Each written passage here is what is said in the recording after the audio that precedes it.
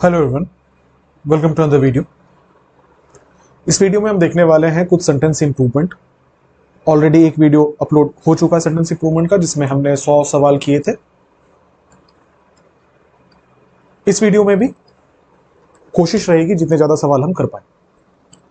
Question number 1, please fill away this application form while you wait for your turn. अब देखो, जब हम error detection पढ़ते हैं ना, तो उसमें क्या होता है कि हमें पूरा सेंटेंस पढ़ना पड़ता है, ये देखने के लिए, ये चेक करने के लिए कि कहाँ कहाँ पे एरर हो सकता है।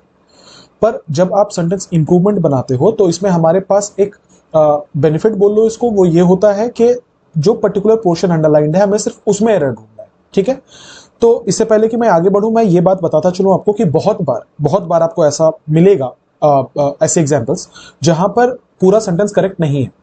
ऐसा मैंने बहुत बार देखा है कि जो अंडरलाइन पोर्शन नहीं है ना, उसमें एरर होता है, तो उसको इग्नोर करना पड़ेगा। ऐसे क्वेश्चंस में हम क्वेश्चन को पूरा करेक्ट नहीं करेंगे, हम सिर्फ उसी पोर्शन को करेक्ट करेंगे जो इंप्रूवमेंट के अंदर आता है। ठीक है, हालांकि मैं टीचर हूं आपका, मेरा काम है सिखाना, तो बीच बीच में अगर मुझे कुछ ऐसा क्लियरली दिख गया या नजर में आ गया तो मैं बताता भी चलूंगा कि और कहां एरर था। ठीक है, अगर ऐसा कोई सवाल मिला तो 101 पे लिखा है, please fill away this application form while you wait for your turn. Away underlined है, 4 ऑप्शंस दिए गए, no improvement, on, by, out. देखो, ये तो बहुत ही आसान सवाल हो जाता है। आपने बहुत बार सुना होगा फिल आउट एप्लीकेशन फॉर्म या फिल आउट फॉर्म। जब भी कभी आप किसी फॉर्म को फिलअप करते हैं, ठीक है, मतलब उसको भरते हैं, तो उसके लिए 2 फ्रेजल वर्ब्स लगाए जाते हैं। या तो आप बोलो कि उसको फिलअप करो, या तो आप उसको बोलो कि उसको फिल आउट करो। ये दोनों फॉर्म भरने के सेंस में यूज किए जाते हैं, नहीं पता तो नोट कर लेना। तो फिलअप भी होता है, फिल आउट भी होता है। यहां लिखा था प्लीज फिल अवे, अवे नहीं होता। ठीक है, क्या होता है, या तो फिलअप या तो फिल आउट। अब देखो, अब तो ऑप्शन में कहीं था नहीं, फिल आउट था, तो आंसर क्या होगा, ऑप्शन नंबर डी। ये सिंपल फ्रेजल वर्ब का सवाल है। माफ कीजिएगा, गला थोड़ा खराब है। 102, my son has been sleeping for 12 hours at a stretch. लिखा है कि मेरा जो बेटा है वो 12 घंटे लगातार, एट अ स्ट्रेच का मतलब होता है लगातार। ठीक है, मेरा बेटा जो है वो कंटिन्यूअसली 12 घंटे से सोता आ रहा है, तो लिखा हुआ है my son has been sleeping for 12 hours at a stretch. अब ध्यान देना इस बात पे कि ये मैंने पहले भी आपको सिखाया है कि अगर किसी सेंटेंस में हम लोग फॉर या सिंस यूज करते हैं और उसके बाद हम कोई पीरियड या पॉइंट ऑफ टाइम की बात करते हैं, पीरियड या फिर पॉइंट ऑफ टाइम की बात करते हैं, तो ये इंडिकेट करता है कि काम शुरू हुआ था पास्ट में और वो कंटिन्यू होता हुआ आ गया है प्रेजेंट तक। ऐसे केस में इसे परफेक्ट कॉन्टिन्यूअस कहा जाता है, जब कोई काम पहले स्टार्ट हो और खिंचता हुआ आगे तक चला जाए। इसको हम लोग बोलते हैं परफेक्ट कॉन्टिन्यूअस। अब इसका स्ट्रक्चर क्या होता है, अगर हम प्रेजेंट परफेक्ट कॉन्टिन्यूअस की बात करें तो हैज या हैव लगेगा, अगर हम पास्ट कॉन्टिन्यूअस की बात करें तो हैड लगेगा, फ्यूचर की बात करें तो विल हैव लगेगा, और इन सब के साथ लगेगा बिन, और इसके साथ लगेगा V4। ये इसका स्ट्रक्चर होता है। जरा चेक कर लो, तो माई सन लिखा हुआ है, मेरा बेटा, सिंगुलर है, उसके साथ हैज आना चाहिए, आया है। हैज के बाद बिन आना चाहिए, आया है। बिन के बाद V4 आना चाहिए, आया है। उसके अलावा ये पोर्शन अंडरलाइन नहीं है, तो इधर हमें देखना नहीं। विच मीन्स के हमको अगर इसे प्रेजेंट परफेक्ट कॉन्टिन्यूअस में लिखना था, तो ये प्रेजेंट परफेक्ट कॉन्टिन्यूअस में ही तो लिखा है कि मेरा बेटा 12 घंटे से सोता आ रहा है, काम स्टार्ट हुआ था 12 घंटे पहले, चलता हुआ अभी तक पहुंच गया, तो प्रेजेंट परफेक्ट कॉन्टिन्यूअस ही होगा। इज तो नहीं लग सकता, अभी मैंने बोला इनमें से कुछ लगेगा। वर नहीं लग सकता, माई सन सिंगुलर है तो उसके लिए हैज आना चाहिए, हैव नहीं हो सकता, तो आंसर कौन सा होगा, option number D. Sentence improvement बनाने का सबसे अच्छा तरीका होता है कि आप ऑप्शंस को इलिमिनेट करिए। आगे आने वाले कई वीडियोस में जब मैं आपको सेंटेंस इंप्रूवमेंट पढ़ाऊंगा, तो आप ये चीज नोटिस करना, साथ ही साथ ये चीज सीखना कि ऑप्शन कैसे काटे जाते हैं। अगर ऑप्शन काटना सीख गए तो तुरंत चुटकियों में आप क्वेश्चन को सॉल्व कर लो। आगे बढ़े, लिखा है the main road was entirely blocked till the time the cranes move the damage vehicles. लिखा हुआ है कि जो मेन रोड है ना, वो पूरी तरीके से ब्लॉक्ड है। अच्छा, ध्यान देंगे, यहां पे लिखा है वॉज इंटायरली ब्लॉक्ड। इंटायरली तो एडवर्ब है, तो मैं इसको ऐसे बोलूं कि वॉज ब्लॉक्ड लिखा हुआ है, जिसका मतलब मैं ऐसे बोलूं कि B+V3 लिखा हुआ है। क्या याद आ रहा है कि ये पैसिव वॉइस होगा। पैसिव वॉइस का मतलब होता है जो हमारा सब्जेक्ट है, यहां सब्जेक्ट कौन है, रोड है। अब बताओ, रोड ने किसी को ब्लॉक किया कि रोड को ब्लॉक किया गया, तो भाई साहब रोड को ब्लॉक किया जा रहा है, जिसका मतलब ये पैसिव वॉइस में है। जो भी एक्शन है वो रोड के ऊपर हो रहा है, रोड कोई एक्शन नहीं कर रहा, इसका मतलब ये पैसिव वॉइस में। अच्छा, अगर ये पैसिव वॉइस में है तो लिखा है the main road was entirely blocked, ये तो बिल्कुल ठीक था। टिल द टाइम, कब तक, जब तक the cranes move the damage vehicle. अब देखो यहां लिखा हुआ है मूव द, सब्जेक्ट क्या था? द क्रेन्स था, और उसके लिए वर्ब क्या यूज किया जा रहा है? मूव यूज किया जा रहा है। क्रेन्स क्या है भाई साहब? प्लूरल सब्जेक्ट है। मूव क्या है? वर्ब का पहला फॉर्म प्लूरल है। तो अगर हमें प्रेजेंट टेंस में इसे रखना होता तो हम नो सब्स्टिट्यूशन रिक्वायर्ड को आंसर कर सकते थे। पर प्रॉब्लम क्या है समझना, प्रॉब्लम यह है कि यहां पे दो क्लॉज है। पहला क्लॉज आपको चीख चीख के कह रहा है कि मैं पास्ट टेंस में हूं, क्योंकि यहां पे वॉज लिखा हुआ है। अब ये देखना सेम ही टाइमलाइन पे ये एक्शन परफॉर्म किया गया है कि गाड़ियां जो थी, पूरा जो रोड था वो ब्लॉक था। कब तक ब्लॉक था? जब तक क्रेन्स जो है वो डैमेज व्हीकल्स को हटा नहीं देते। तो ये दोनों घटना तो पास्ट की है, क्रेन्स हटा रहे होंगे उस वक्त पे, और उस वक्त पे रोड्स ब्लॉक थे। इसका मतलब ये है कि ये घटना दोनों का टाइमलाइन सेम है। अगर दोनों घटनाओं का टाइमलाइन सेम है, इसका मतलब ये तो डेफिनेटली पास्ट में होना चाहिए। अगर पास्ट में होना चाहिए तो मूव होगा कि मूव्ड होगा? मूव्ड होना चाहिए। आइए जरा ऑप्शन चेक करते हैं। नो सब्स्टिट्यूशन तो प्रेजेंट टेंस में था, नहीं हो सकता। मूव्स प्रेजेंट टेंस में था, नहीं हो सकता। मूविंग वर्ब का चौथा फॉर्म है, और ये हमने पढ़ा है कि V3 या V4 हम कहीं भी यूज करें तो उसके साथ हेल्पिंग वर्ब लगता है। ये सब्जेक्ट था, ये उसका वर्ब था। इसका मतलब ये है कि यहां पे हम ING नहीं यूज कर सकते बिना हेल्पिंग वर्ब के। एक ही ऑप्शन बचता है, कौन सा? Option number B, move the damaged. I hope ये क्वेश्चन क्लियर है। आगे बढ़ेंगे। लिखा है drink a mixture of wormwood oil and olive oil to got rid of worms. लिखा है कि एक वर्मवुड ऑयल और ऑलिव ऑयल का मिक्सचर करके उसे पी लो, उसे ड्रिंक कर लो, ताकि तुम वर्म से छुटकारा पा सको। गेट रिड ऑफ एक फ्रेज है जिसका मतलब होता है किसी चीज से छुटकारा पाना, किसी चीज से छुटकारा पाना, किसी चीज को एलिमिनेट करना। ठीक है, तो यहां पे क्या लिखा हुआ था? Olive oil to got. अब तो यार इससे सिंपल हो नहीं सकता, टू के बाद हमेशा V1 लगता है, हमने पढ़ा इन्फिनेटिव कहते हैं इसको। तो क्या होना चाहिए? टू गेट होना चाहिए। आइए ऑप्शन पे, सबसे पहले टू गॉट तो नहीं हो सकता। टू रीड, गेट खा गया खुद से, नहीं हो सकता। टू के बाद गेटिंग नहीं हो सकता, टू गेट होगा। Answer number D. Question number 105। Both of mine child pass the examination successfully. ये वाला क्वेश्चन मैंने बहुत बार कराया है, और चूंकि बहुत बार आया है इसका मतलब बहुत इंपॉर्टेंट है। देखो आपको ये प्रोनाउन में पढ़ाया गया होगा कि आई होता है नॉमिनेटिव केस, मी होता है एक्यूजेटिव केस। आसान भाषा में बोलो तो ये सब्जेक्टिव फॉर्म, ये ऑब्जेक्टिव फॉर्म, और पॉजेसिव दो बनता है, माई बनता है और माइन बनता है। अब जो बहुत एलिमेंट्री लेवल ग्रामर पढ़ा रहे हैं या एलिमेंट्री लेवल के जो बुक्स हैं उसमें बोला जाता है कि ये दोनों पॉजेसिव प्रोनाउन है। हालांकि ये दोनों पॉजेसिव प्रोनाउन नहीं है। दोनों में क्या अंतर है समझना। दोनों में अंतर ये है कि आप जब माई लिखते हो तो ये पॉजेसिव एडजेक्टिव होता है, जबकि आप जब माइन लिखते हो तो ये पॉजेसिव प्रोनाउन होता है। अब प्रोनाउन और एडजेक्टिव की फंक्शनैलिटी में किसी भी सेंटेंस में एक बड़ा बेसिक अंतर है। अंतर यह है कि माइन किसी भी नाउन के बदले आता है, जबकि माय किसी नाउन को क्वालिफाई करने के लिए आता है। फॉर एग्जाम्पल अगर मैं लिखूं राम, तो जब मैं प्रोनाउन लिखूंगा तो मैं राम के बदले लिखूंगा, जबकि जब मैं एडजेक्टिव लिखूंगा तो मैं राम के लिए लिखूंगा। फॉर एग्जाम्पल कि मैं कह रहा हूं कि Ram is a good boy, तो ये जो गुड है ना, ये राम के बदले आ रहा है। तो बेसिक लॉजिक ये है कि क्या एक सेंटेंस में मैं ये लिख सकता हूं कि Ram is a good boy? हाँ, मैं बिल्कुल लिख सकता हूं। क्यों लिख सकता हूं? क्योंकि राम के लिए मैं ये वर्ड लगा रहा हूं। अच्छा, राम के लिए अगर मैं प्रोनाउन पूछूं तो आप ही बोलोगे, तो क्या मैं ये लिख सकता हूं कि राम ही इज कमिंग? क्या मैं ये लिख सकता हूं? नहीं। आप बोलेंगे सर पढ़ने में अटपटा लग रहा है, पर ये पढ़ने में अटपटा लग रहा है से हम लोग ग्रामर नहीं बना सकते ना। पढ़ने में अटपटा नहीं लग रहा है, ग्रामेटिकल रीजन समझो इसका। ये क्यों नहीं हो सकता? इसलिए नहीं हो सकता क्योंकि ये जो ही था ये आप राम के बदले ही तो लेके आ रहे थे। तो बदले का मतलब क्या होता है? ये सेंटेंस में नहीं होगा। मैं कह रहा हूं कि मैं आपके बदले आपके भाई को टॉफी दूंगा, तो इसका मतलब यही है ना कि आपको नहीं दूंगा। तो राम के बदले ही आ रहा है साहब, इसका मतलब हम राम और ही को एक साथ नहीं लिख सकते।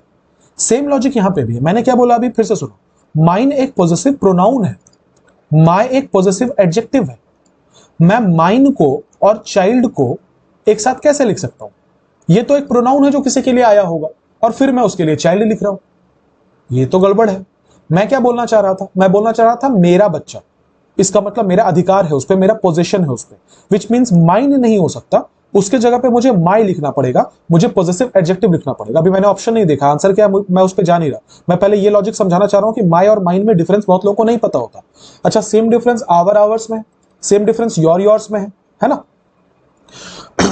तो आपको क्या करना है, अब यहां से देखना है सेंटेंस में माइन फिट आ रहा है कि नहीं आ रहा। जो मैंने बता दिया नहीं आ रहा है। क्या लिखा है? Both of mine child passed. अच्छा, लिखा है both of my children, both of our children, no improvement, my child pass. अब आपको यार थोड़ा गला खराब है एनीवेज चलो, मैं ऐसे खांस रहा हूं, आपको डिस्टर्बेंस हो रहा होगा, कोई हेडफोन लगा के देख रहे होंगे, बहुत तेज आवाज आ रही होगी, माफ करना उसके लिए यार, पर बिल्कुल बोला नहीं जा रहा। चलो एनीवेज, तो लिखा था बोथ ऑफ माइंड चाइल्ड। अच्छा एक बात और समझना कि जब हम बोथ की बात करते हैं, इसका मतलब ये होता है कि हम प्लूरल से डील कर रहे हैं। चाइल्ड का प्लूरल जब आप करोगे तो ये चाइल्ड्स नहीं बनता, क्या बनता है? चिल्ड्रन बनता है। क्या बनता है? चिल्ड्रन बनता है। अब ये मुद्दा उठाए तो एक दो चीजें और बता देता हूं। सिमिलरली आप जब मैन का प्लूरल बोलोगे, मैन का प्लूरल बोलोगे तो ये मैंस नहीं बनता है, ये मेन बनता है। क्या पढ़ते हैं इसको? मेन पढ़ते हैं। जब आप वुमन का प्लूरल बोलोगे तो ये वुमन्स नहीं बनता, ये वुमन बनता है। क्या बनता है? विमेन बनता है। इसको मेन पढ़ते हैं, इसको विमेन पढ़ते हैं, ठीक है। Anyways coming back to the topic, तो मैंने क्या बोला था? चाइल्ड का प्लूरल चिल्ड्रन होता है। जब मैं बोथ बोल रहा हूं इसका मतलब मेरे दो बच्चे हैं, दो बच्चे, तो यहाँ चिल्ड्रन होना चाहिए था। यहाँ पे चिल्ड्रन है, चिल्ड्रन है, चाइल्ड है, नहीं हो सकता। यहाँ पे भी चाइल्ड था, नहीं हो सकता। अच्छा, बोथ ऑफ आवर चिल्ड्रन, इसका मतलब चिल्ड्रन को अगर हम बोल रहे हैं, सब्जेक्ट मान रहे हैं, तो ये प्लूरल है। अगर ये प्लूरल है तो इसके साथ जो वर्ब आएगा वो भी क्या होना चाहिए? प्लूरल। पासेस तो V5 होता है, ये तो सिंगुलर हो जाएगा, तो ये ग्रामेटिकली इनकरेक्ट है। एक ही आंसर बचता है, ऑप्शन नंबर ए 5 का। आगे बढ़ते हैं, क्वेश्चन नंबर 6 पर आते हैं। Bring me the finest dress from an finest shop. देखो एन फाइनेस्ट तो नहीं हो सकता क्योंकि ये एफ अल्फाबेट से स्टार्ट हो रहा है, कॉन्सोनेंट का साउंड है, तो एन तो नहीं होगा, तो नो इंप्रूवमेंट वाला ऑप्शन पहले काट दो, ठीक है। अच्छा फाइनेस्ट क्या है? फाइनेस्ट सुपरलेटिव डिग्री है। सुपरलेटिव डिग्री अपने साथ क्या लेता है? अपने साथ द लेता है। कई बार हमने कई क्वेश्चंस इसके किए हैं। तो यहां पे लिखा हुआ था थ्रू अ फाइनर। अच्छा फाइनर हो सकता है क्या? नहीं, हम किसी से कंपेयर नहीं कर रहे। डिग्री कैसे चलता है? Fine, फाइनर, finest. क्या हम यहां किसी से कंपेयर कर रहे थे? नहीं, कंपेयर तो नहीं कर रहे थे, तो फाइनर की तो जगह नहीं है, ये भी कट गया, एक ही बचता है, फाइनेस्ट आंसर हो। क्लियर है? Every other facility can only be enjoyed with the benefit of good health. लिखा हुआ है कि हर फैसिलिटी जो है हमारे पास अवेलेबल, ये भी अंडरलाइन था, इसको भी अंडरलाइन कंसीडर कीजिएगा, गलती से रह गया वो।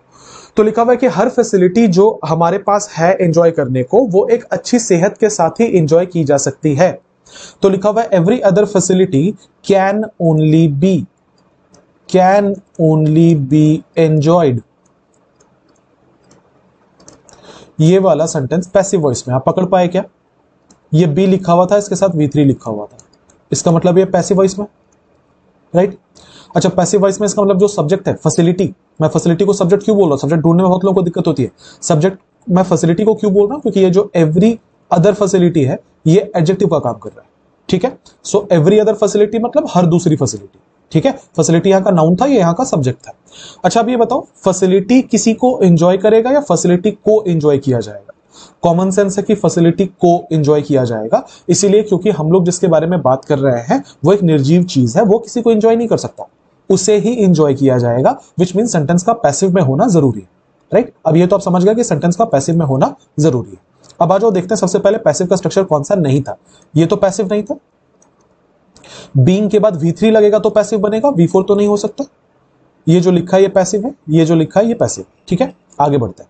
अब देखना यहाँ पे हेल्पिंग वर्ब क्या लिखा हुआ था? कैन। एक पैसिव बना दो, I can do it. Passive बनाएंगे तो क्या बनेगा? It can be done by me. क्या बनेगा भाई साहब पैसिव में? It can be done by me. कैसे बना पैसिव?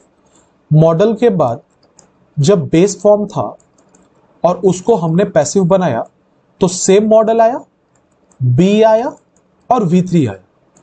तो मॉडल का पैसिव कैसे बनाया जाता है? ध्यान से देखना, जहां ध्यान लेके जा रहा हूं। मॉडल होगा, बी होगा, V3 होगा, तो वही तो लिखा हुआ था।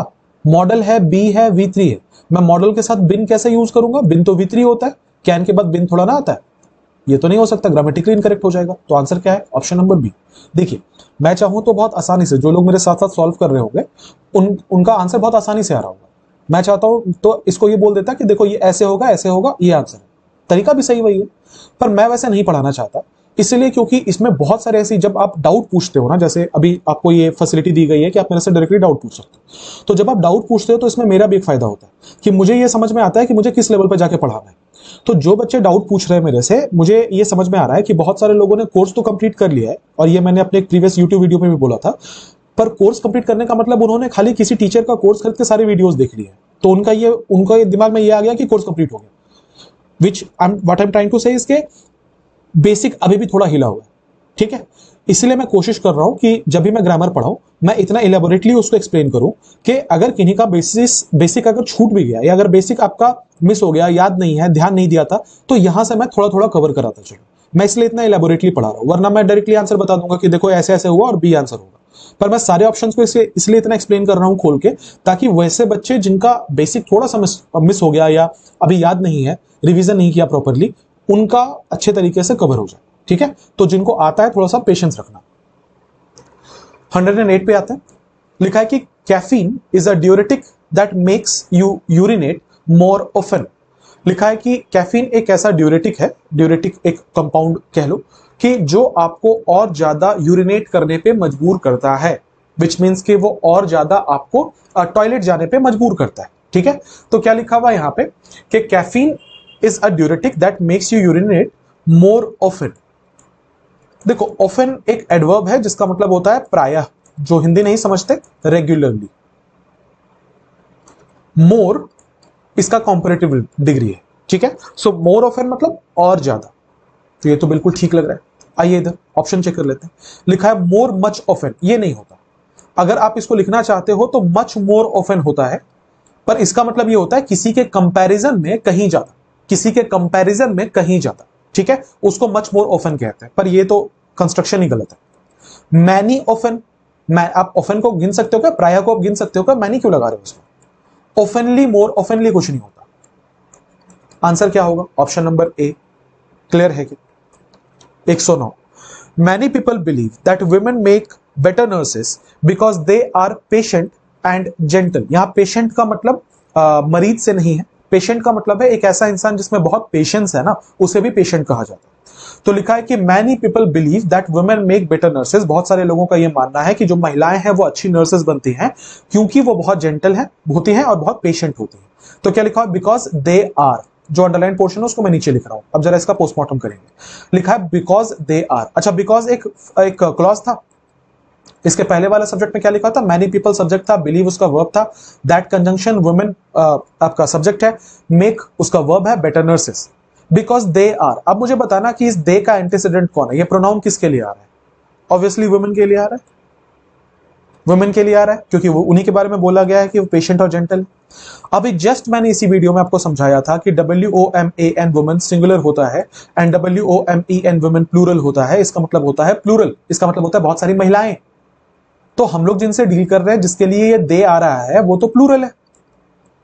तो भाई साहब अगर ये प्लूरल है तो जो प्रोनाउन इसके लिए हम लोग लेके आ रहे हैं वो भी तो प्लूरल होना चाहिए। सो वुमेन के लिए दे आ रहा है, ये तो बिल्कुल ठीक लग रहा है। अच्छा, दे के साथ आर आ रहा है तो आर ही तो आना चाहिए। आओ ऑप्शन में, बिकॉज शी इज, शी नहीं लिख सकते हम, विमेन लिख रहे हैं, प्लूरल है। एज दे वुड, हम पास्ट को लेके जाएंगे, हम एक परमानेंट स्टेट की बात कर रहे हैं, प्रेजेंट टेंस में लिखाएगा। Because they were, present tense में लिखाएगा। आंसर है ऑप्शन नंबर डी। आगे बढ़ते हैं, क्वेश्चन नंबर 10 पर आते हैं। लिखा है कि आई हैज, ये अंडरलाइन था, I has no doubts that there is a lesson which stands to be learn from Alice's misfortune. लिखा है कि मुझे कोई डाउट नहीं है इस बात पे कि एक सीख है हम सब के लिए जो हमें सीखनी चाहिए एलिस की बदकिस्मती से। एलिस के साथ कुछ गलत हुआ होगा तो वहीं पे कहा जा रहा है कि मुझे कोई डाउट नहीं है कि हमें एक लेसन सीखना चाहिए एलिस की बदकिस्मती से।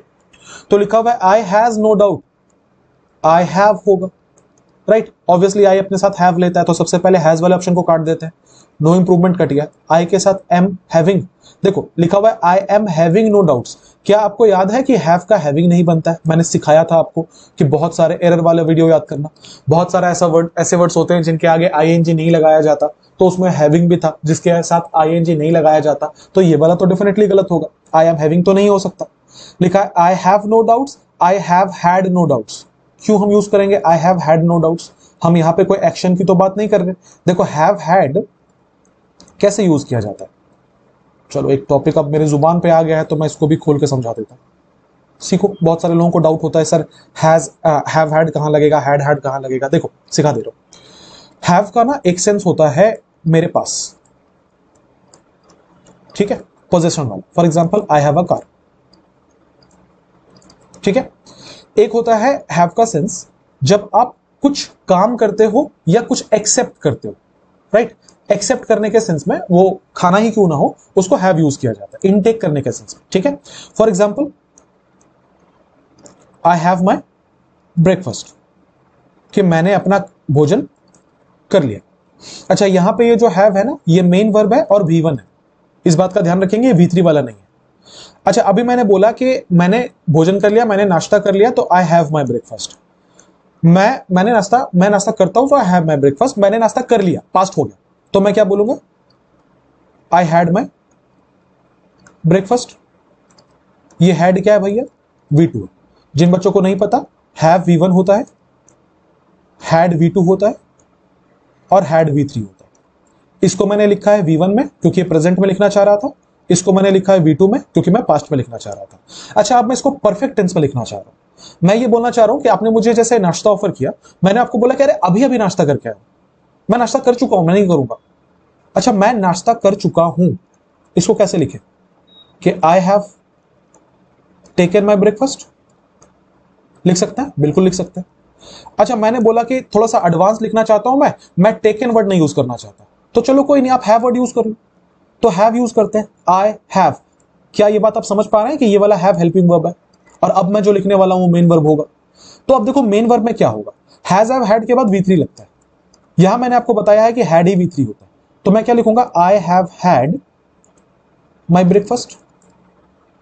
तो ये जब आपको हैव के साथ हैड मिल जाता है ना, तो एकदम से घबरा मत जाना कि ये क्या हो गया, कुछ नहीं हुआ है। ये हैव जो है ये हेल्पिंग वर्ब वाला था, ये हैड जो था, अच्छा हैव लिख दिया क्या मैंने, सॉरी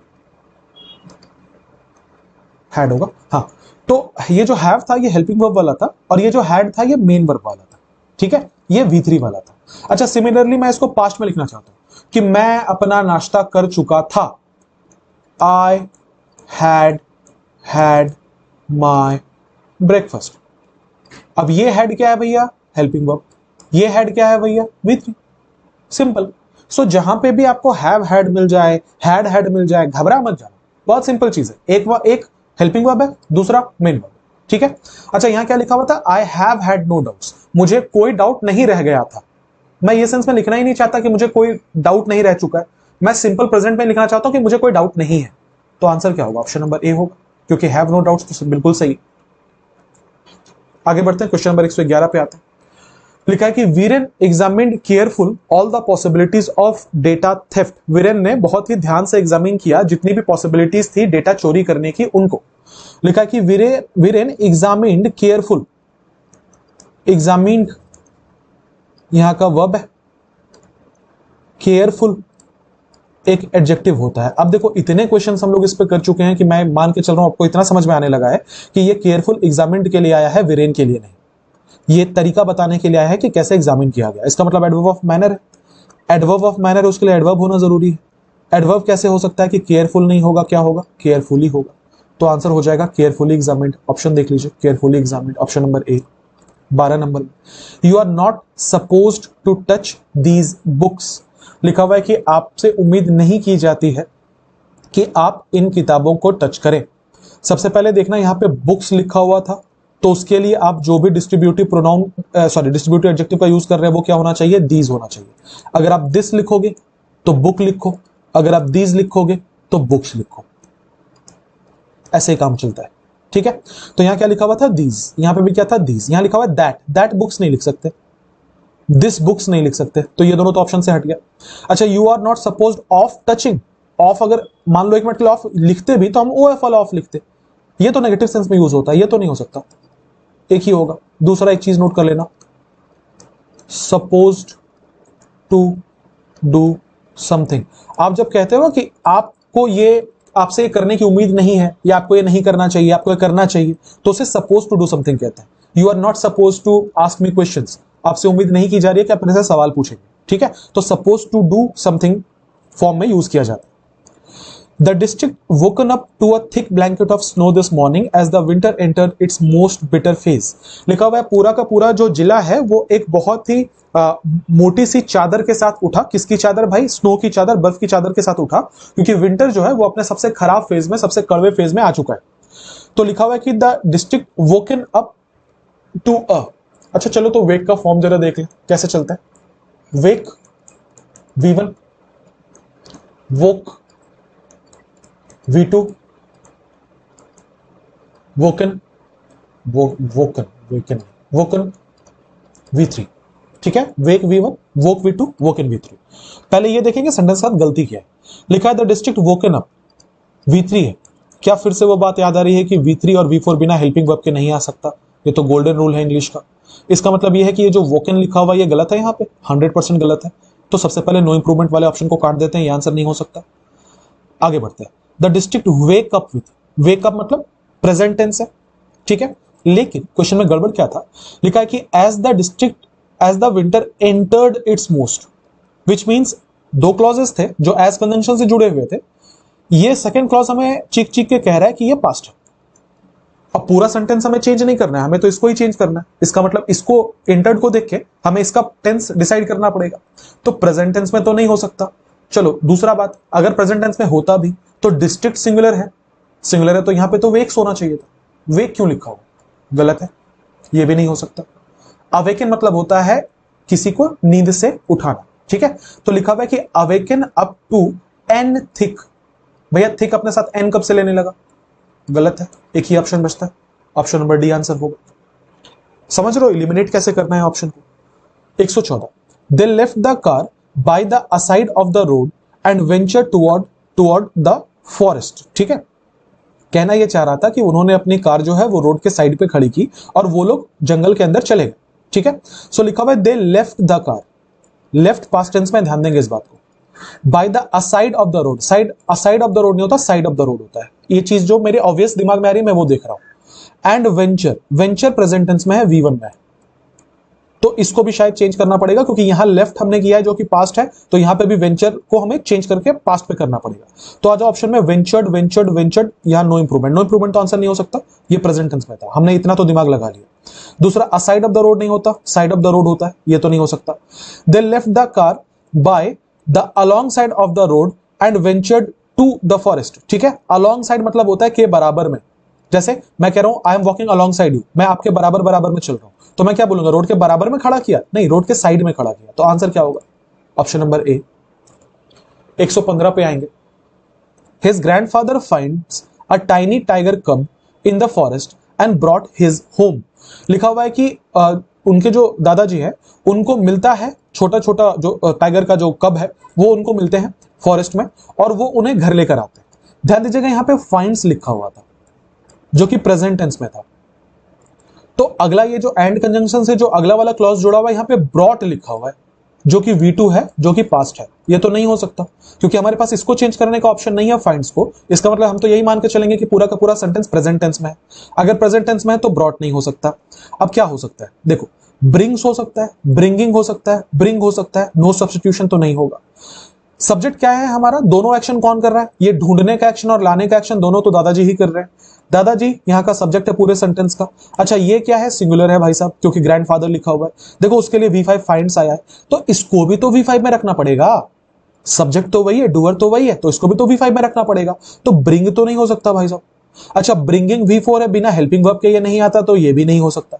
तो आंसर क्या होगा, आंसर होगा ऑप्शन नंबर ए, ब्रिंग्स। तो क्या हो जाएगा, his grandfather finds a tiny tiger cub in the forest and brings his home. अच्छा हिज भी नहीं होता, इट होता, खैर वो तो कवर हो गया इसी आंसर में। 116 पे पढ़ेंगे। लिखा हुआ है कि writing broke out after the government raised the fuel prices again. कह रहा है कि बिल्कुल रायट्स हो गए, कब, जब गवर्नमेंट ने फिर से फ्यूल के दाम बढ़ा दिए।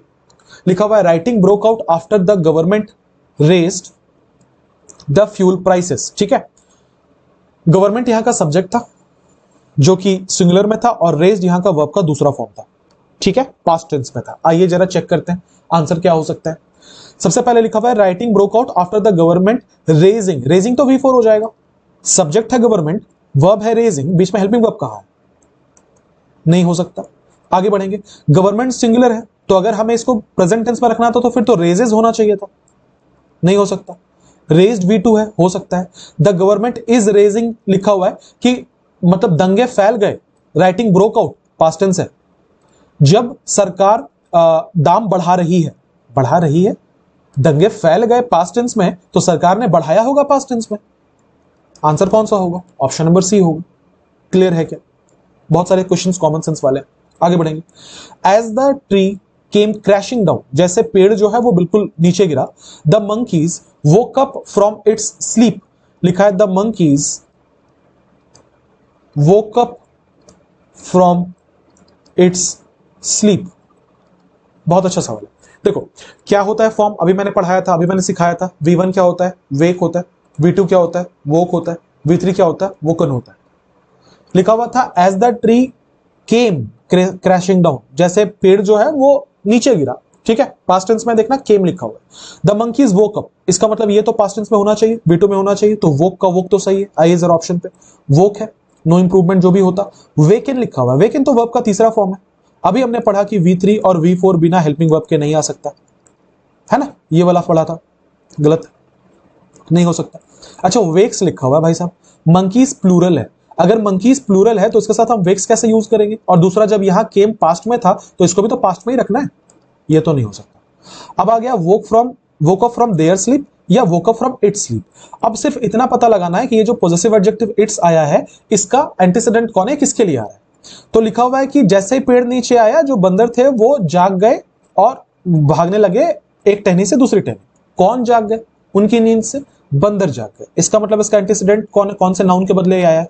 मंकीज के लिए आया है। अच्छा मंकीज प्लूरल है क्या? हाँ जी साहब बिल्कुल प्लूरल है, सामने दिख रहा है। तो इसके लिए इट्स यूज कर सकते हैं, नहीं यूज कर सकते। आंसर कौन सा होगा? ऑप्शन नंबर ए। 118 लिखा हुआ no other information was conveyed to him. क्या आपको याद आ रहा है कि इंफॉर्मेशन का कभी इंफॉर्मेशन नहीं होता? कितनी बार आया हमारे एरर वाले वीडियोस में कि इंफॉर्मेशन का इंफॉर्मेशन नहीं हो सकता। इसका मतलब जो लिखा है वो नो इंप्रूवमेंट आंसर नहीं हो सकता। और किसी में लिखा है क्या? इंफॉर्मेशन नहीं। बाकी तीन ऑप्शन पढ़ेंगे। लिखा है नो अदर्स इंफॉर्मेशन, किसी और की इंफॉर्मेशन नहीं। ये तो सेंटेंस का ही गला घोट देगा भाई। सेंटेंस में जो लिखा था हमें उसके मीनिंग में थोड़ी ना चेंज करना अलाउड है। लिखा है no other information was conveyed to him, कि उसे और कोई सूचना नहीं दी गई, और किसी की सूचना नहीं दी गई, ये तो नहीं है मीनिंग। नो अदर इंफॉर्मेशन ये तो ठीक लग रहा है। नन अनदर इंफॉर्मेशन, ऐसा कोई भी फ्रेज नहीं होता नन अनदर जैसा, या तो नो अदर होता है या तो नन ऑफ द होता है, ठीक है। आंसर क्या होगा? Option number C. आगे बढ़े क्या हम लोग यहां से? 119 He indicated that a vigorous recovery program was being carried out. 90,000 reminders had been issued and thousands of summons sent. लिखा हुआ है कि उसने ये याद दिलाया, he indicated, उसने इंडिकेट किया कि एक बहुत ही विगरस, बहुत ही एग्रेसिव रिकवरी प्रोग्राम किया जा रहा है। 90,000 रिमाइंडर्स इशू किए जा चुके हैं और थाउजेंड्स ऑफ समन जो है उन्हें भेजा जा चुका है। So he indicated, past tense, was being, past tense, had been issued, past tense, thousand summons sent, past tense। अब अगर हम ऑप्शंस चेक करें तो सबसे पहले यहां देखना हैज लिखा हुआ था, गलत है। हैज लिखा हुआ था, गलत है। मैं क्यों गलत बोल रहा हूं? क्योंकि सेंटेंस पास्ट टेंस में यहां प्रेजेंट हो जाएगा, ये दोनों गलत है। अब हमारे पास दो ऑप्शन है, या तो आंसर बी करें या तो आंसर डी करें। बहुत ही खूबसूरत क्वेश्चन, मतलब चुम्बेश्वरी सवाल है। देखो क्या हो रहा है, समझना अंडरलाइन पोर्शन को। हैड बीन इशूड, क्या बोला गया? 90,000 रिमाइंडर्स हैड बीन इशूड। अगर हम यहीं तक देख रहे हैं, ठीक है, एक मिनट के लिए हम यहीं तक देख रहे हैं। सब्जेक्ट क्या है? रिमाइंडर्स। हैड बीन इशूड में आपको बी प्लस V3 दिख रहा है क्या? मुझे दिख रहा है, ये रहा बी, ये रहा V3। इसका मतलब सेंटेंस पैसिव वॉइस में। तो ये बताओ रिमाइंडर्स किसी को भेज रहा है, रिमाइंडर्स किसी को इशू कर रहा है, या रिमाइंडर्स को इशू किया जा रहा है? ऑब्वियसली रिमाइंडर्स को इशू किया जा रहा है। इसका मतलब सेंटेंस कौन से वॉइस में होगा? पैसिव वॉइस में होगा। बिल्कुल ठीक है। इसका मतलब यहां तो हैड बीन इशूड बिल्कुल करेक्ट है। बीच में कंजंक्शन एंड था जिसको जोड़ा गया था।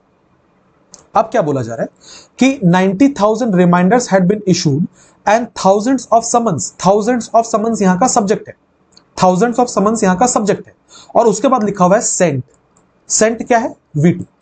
V2 कभी पैसिव हो सकता है? नहीं साहब, ये तो एक्टिव ही होगा। अब समझना, जब रिमाइंडर्स को भेजा जा रहा था तो समन्स किसी को भेजेगा? समन्स कोई इंसान है?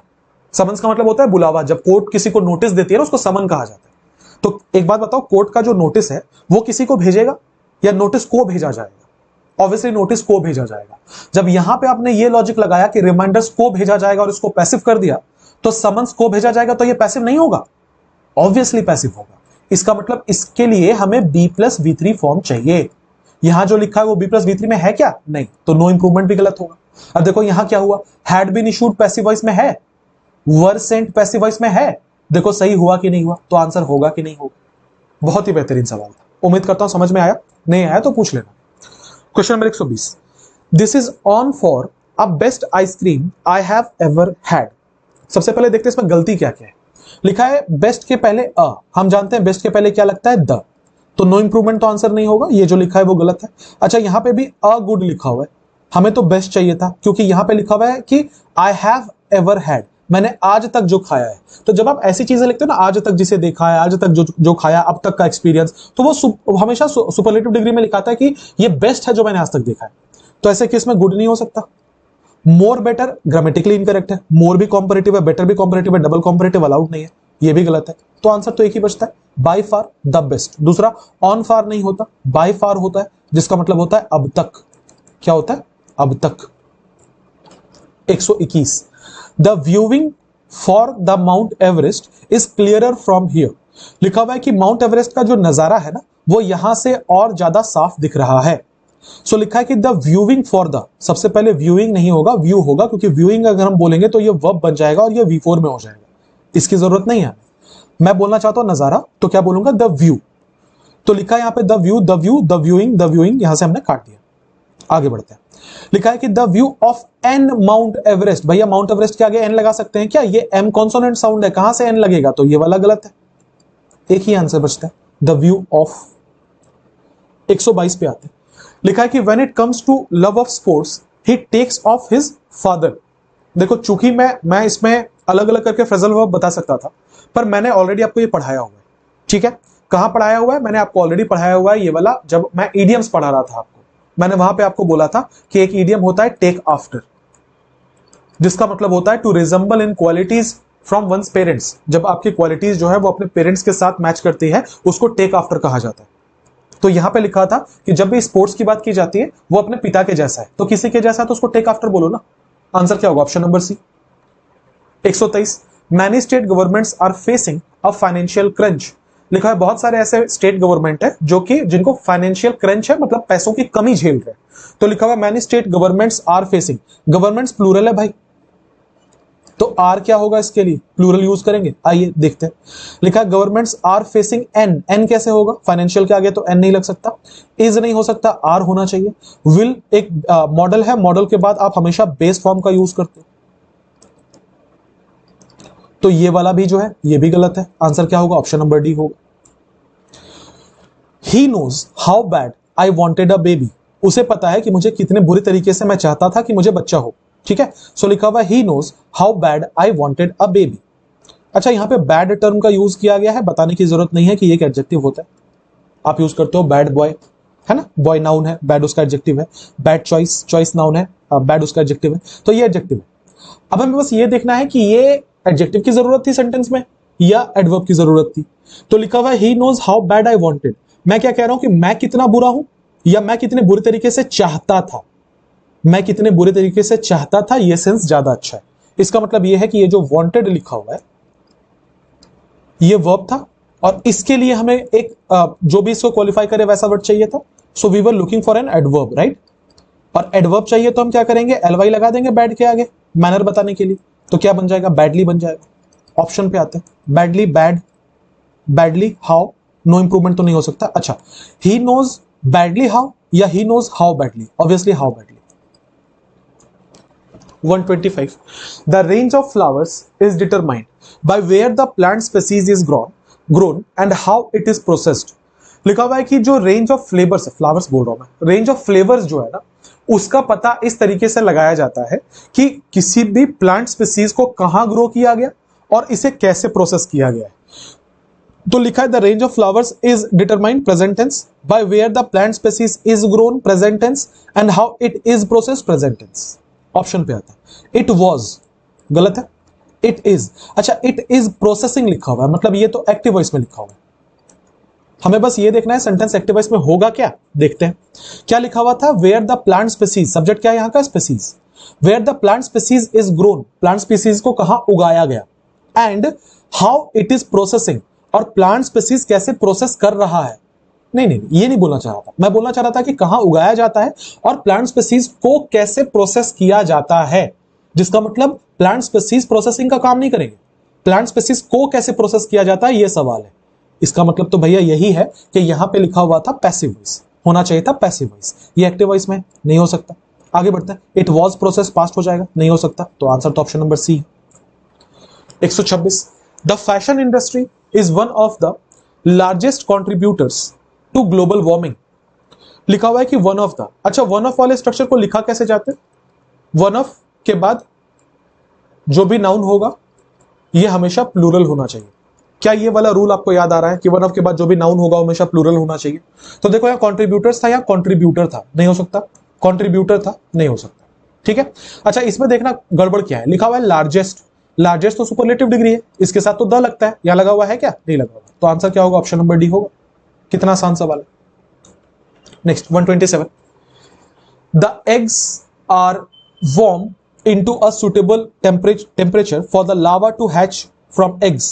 लिखा हुआ है कि जो अंडे है ना उन्हें एक सुटेबल टेम्परेचर पे गर्म किया जाता है ताकि जो लार्वा है वो उससे एग्स हैच हो पाए, ठीक है, सॉरी एग्स से लार्वा हैच हो पाए। तो लिखा हुआ है the eggs are warm, warm मतलब होता है, एक तो देखो वार्म एडजेक्टिव है, इसका मतलब होता है गर्म, दूसरा गर्म करने को भी वार्म कहते हैं। तो यहां पे क्या लिखा हुआ है? आर वार्म, ये यहां का वर्ब का फॉर्म है। अब बताओ अगर मैं बोलूं आई एम टीच तो सही होगा क्या? ये एग्जांपल मैं हर बार देता हूं, नहीं होगा ना। अगर आप इज एम आर बी का फॉर्म लिख रहे हो तो या तो उसके बाद V3 लिखो या तो V4 लिखो, या तो बोलो आई एम टीचिंग या तो बोलो आई एम टॉट, दोनों में से कुछ भी। तो आर वॉर्म तो नहीं हो सकता, गलत है।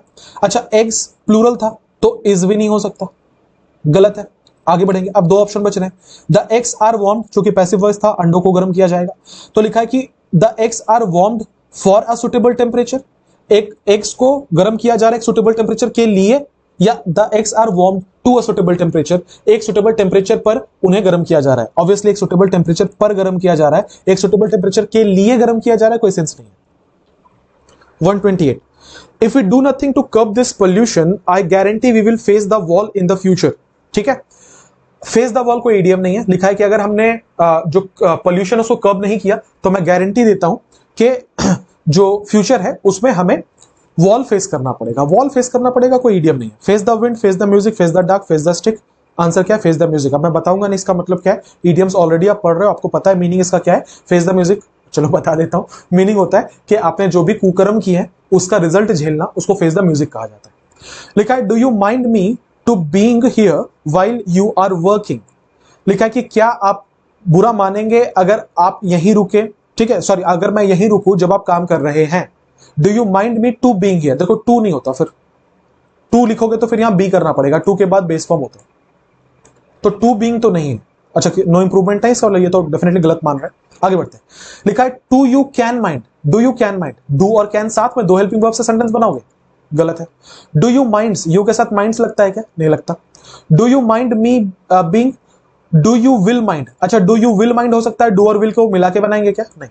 आंसर कौन सा है? ऑप्शन नंबर सी है। हालांकि ये भी बिल्कुल ठीक नहीं है, इनफॉर्मल तरीके से ये ठीक है, पर आप इसको माई बीइंग लिखोगे तो ज्यादा अच्छा होगा। रूल बता देता हूं, किसी सेंटेंस में अगर आप जेरेंड लिखते हो तो पुरजोर कोशिश करना कि इसके पहले हमेशा पॉजिटिव एडजेक्टिव लिखा जाए, पॉजिटिव एडजेक्टिव लिखा जाए, ठीक है। 130, one's family plays a very major role to continue the trends and age old traditions। लिखा हुआ है वंस फैमिली, किसी की family, plays a very major role. अब देखो ये वो सवाल है ना जहां पे आपको सेंटेंस इंप्रूवमेंट ऑप्शन में नहीं दिया हुआ, क्योंकि इससे फर्क नहीं पड़ता कि जो लिखा है वो सही है या नहीं। आपसे पूछा जा रहा है बिना सेंटेंस का मीनिंग बदले अगर आप इसको रिप्लेस करेंगे किसी और चीज से तो किससे करेंगे, एज सिंपल एज दैट। तो यहां लिखा हुआ है कि once family plays a very major role to continue the trends and old age old traditions. आ जाओ, लिखा है once family plays a passive role, passive मतलब होता है नकारात्मक रोल प्ले करना, कि एक्टिवली नहीं है, जबकि सेंटेंस का मीनिंग यह था कि मेजर रोल प्ले करता है किसी का भी परिवार, तो ये तो नहीं होगा। फ्यूटाइल का मतलब होता है बेकार, कि जो परिवार है ना वो बेकार रोल प्ले करता है, नेगेटिव हो जाएगा सेंस, जबकि सेंटेंस का सेंस पॉजिटिव है, आपको दिख रहा होगा कि किसी भी ट्रेडिशन को आगे बढ़ाने में परिवार का बहुत अहम रोल रहता है। सिग्निफिकेंट हो सकता है, महत्वपूर्ण। डोसाइल, डोसाइल का मतलब होता है हम्बल, ठीक है, कि नाम मात्र का रोल प्ले करता है, नहीं ये भी नहीं होगा। आंसर क्या है? ऑप्शन नंबर सी। 131 पे आएंगे, लिखा हुआ है कि all his bones could be counted because his body was totally shivered and wrinkled with age. लिखा हुआ है कि उसके बॉडी का हर एक बोन काउंट हो सकता है क्योंकि उसकी जो बॉडी है वो कंप्लीटली श्रिवल्ड हो गई है, ठीक है, और उम्र के साथ झुर्रियां आ गई है, रिंकल्ड हो गई है, तो आपसे पूछा जा रहा है इसे क्या कहा जाता है? इसे विजन्ड कहते हैं, इसे श्रंकन कहते हैं, इसे ड्राइड कहते हैं, इसे बोनी कहते हैं, ठीक है। इससे पहले कि मैं आंसर बताऊं, चूंकि टफ वर्ड्स आए हैं तो मैंने अलग से स्लाइड बना के आपके लिए लिख दिया है। विजन्ड का मतलब क्या होता है? Shrivelled and wrinkled with as. कोई ऐसी चीज जो उम्र के साथ बिल्कुल सूख गई हो, बिल्कुल मतलब झुर्रियां पड़ गई हो, उनको विजन्ड कहा जाता है। ध्यान रहे, हमारा सवाल यही था। अगला है श्रंकन। श्रंकन वर्ड श्रिंक वर्ड से बनकर आया। श्रिंक का मतलब होता है सिकुड़ना, तो श्रंकन का मतलब होता है हैविंग बिकम स्मॉलर और made smaller than before and possibly less attractive. कोई ऐसी चीज जो सिकुड़ गई हो उसे श्रंकन कहा जाता है। ड्राइड, ड्राइड का मतलब होता है जब किसी चीज के अंदर से पूरी तरीके से लिक्विड को निकाल दिया जाए।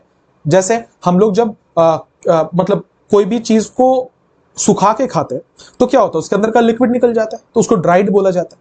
अगला बोनी। बोनी का मतलब होता है कोई इतना पतला हो कि उसको शरीर के सारे अंग दिख जाए, ठीक है, सारी हड्डियां दिख जाए। हमसे पूछा गया था shrivelled and wrinkled with age, उसे वाइजेंट कहा जाता है। 132 my sincerity and patience drove me through all odds and problems of life. लिखा हुआ है मेरी जो सिंसियरिटी और जो पेशेंस है ना, उसने मुझे जिंदगी के सारे परेशानियों को से निकलने के लिए मतलब हेल्प किया। तो यहां पे बोला जा रहा है ड्रोव ऑफ के जगह पे अगर आप कुछ लगाओगे तो क्या लगाओगे? ध्यान देना, हम यहां पे odds and problems of life को पार करने के बारे में बोल रहे हैं। तो क्या लिखा हुआ है? My sincerity and patience carried me. Carried मतलब होता है किसी को कैरी करना, मुसीबत से निकालना, ये तो ठीक लग रहा है। My sincerity and patience flew me through all odds, मुझे उड़ा के ले गया, नहीं सेंस नहीं। रैन मी, मुझे दौड़ा के ले गया सारे प्रॉब्लम से। लिफ्टेड थ्रू ऑल, लिफ्टेड के बाद यहां पे ऑब्जेक्ट लगेगा, ऑब्जेक्ट लिखा हुआ नहीं है तो ये भी गलत है। आंसर क्या होगा? ऑप्शन नंबर ए। अब देखो ऐसे क्वेश्चंस अगर आपके सेट में आ जाए ना तो समझ जाना आपकी किस्मत खराब है, क्योंकि बहुत सारे ऐसे स्टूडेंट्स होंगे जो ये सब नहीं बना पाएंगे, क्योंकि ये बहुत रीडिंग के बाद आप ये सारी चीजों को समझते हैं, ठीक है। 133 लिखा हुआ है कि I was look forward to helping you complete the project. मैंने ये पहले भी आपको पढ़ाया है।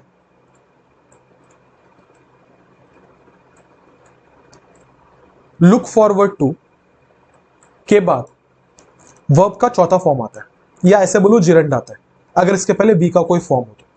यहां लिखा होता है I was look forward to helping, तो सबसे पहले ये हेल्पिंग होगा, इस बात का आप ध्यान रखेंगे कि ये हेल्पिंग होगा। यहां पे लिखा हुआ था हेल्प्स, काट देते हैं ऑप्शन को, आगे बढ़ेंगे। लिखा है कि I was look forward to. देखो वॉज के बाद तो लुक नहीं आ सकता, क्योंकि वॉज के बाद आपको या तो V3 चाहिए या तो V4 चाहिए, तो ये तो नहीं हो सकता। आई लुक फॉरवर्ड हेल्पिंग नहीं होगा, टू कहां गया?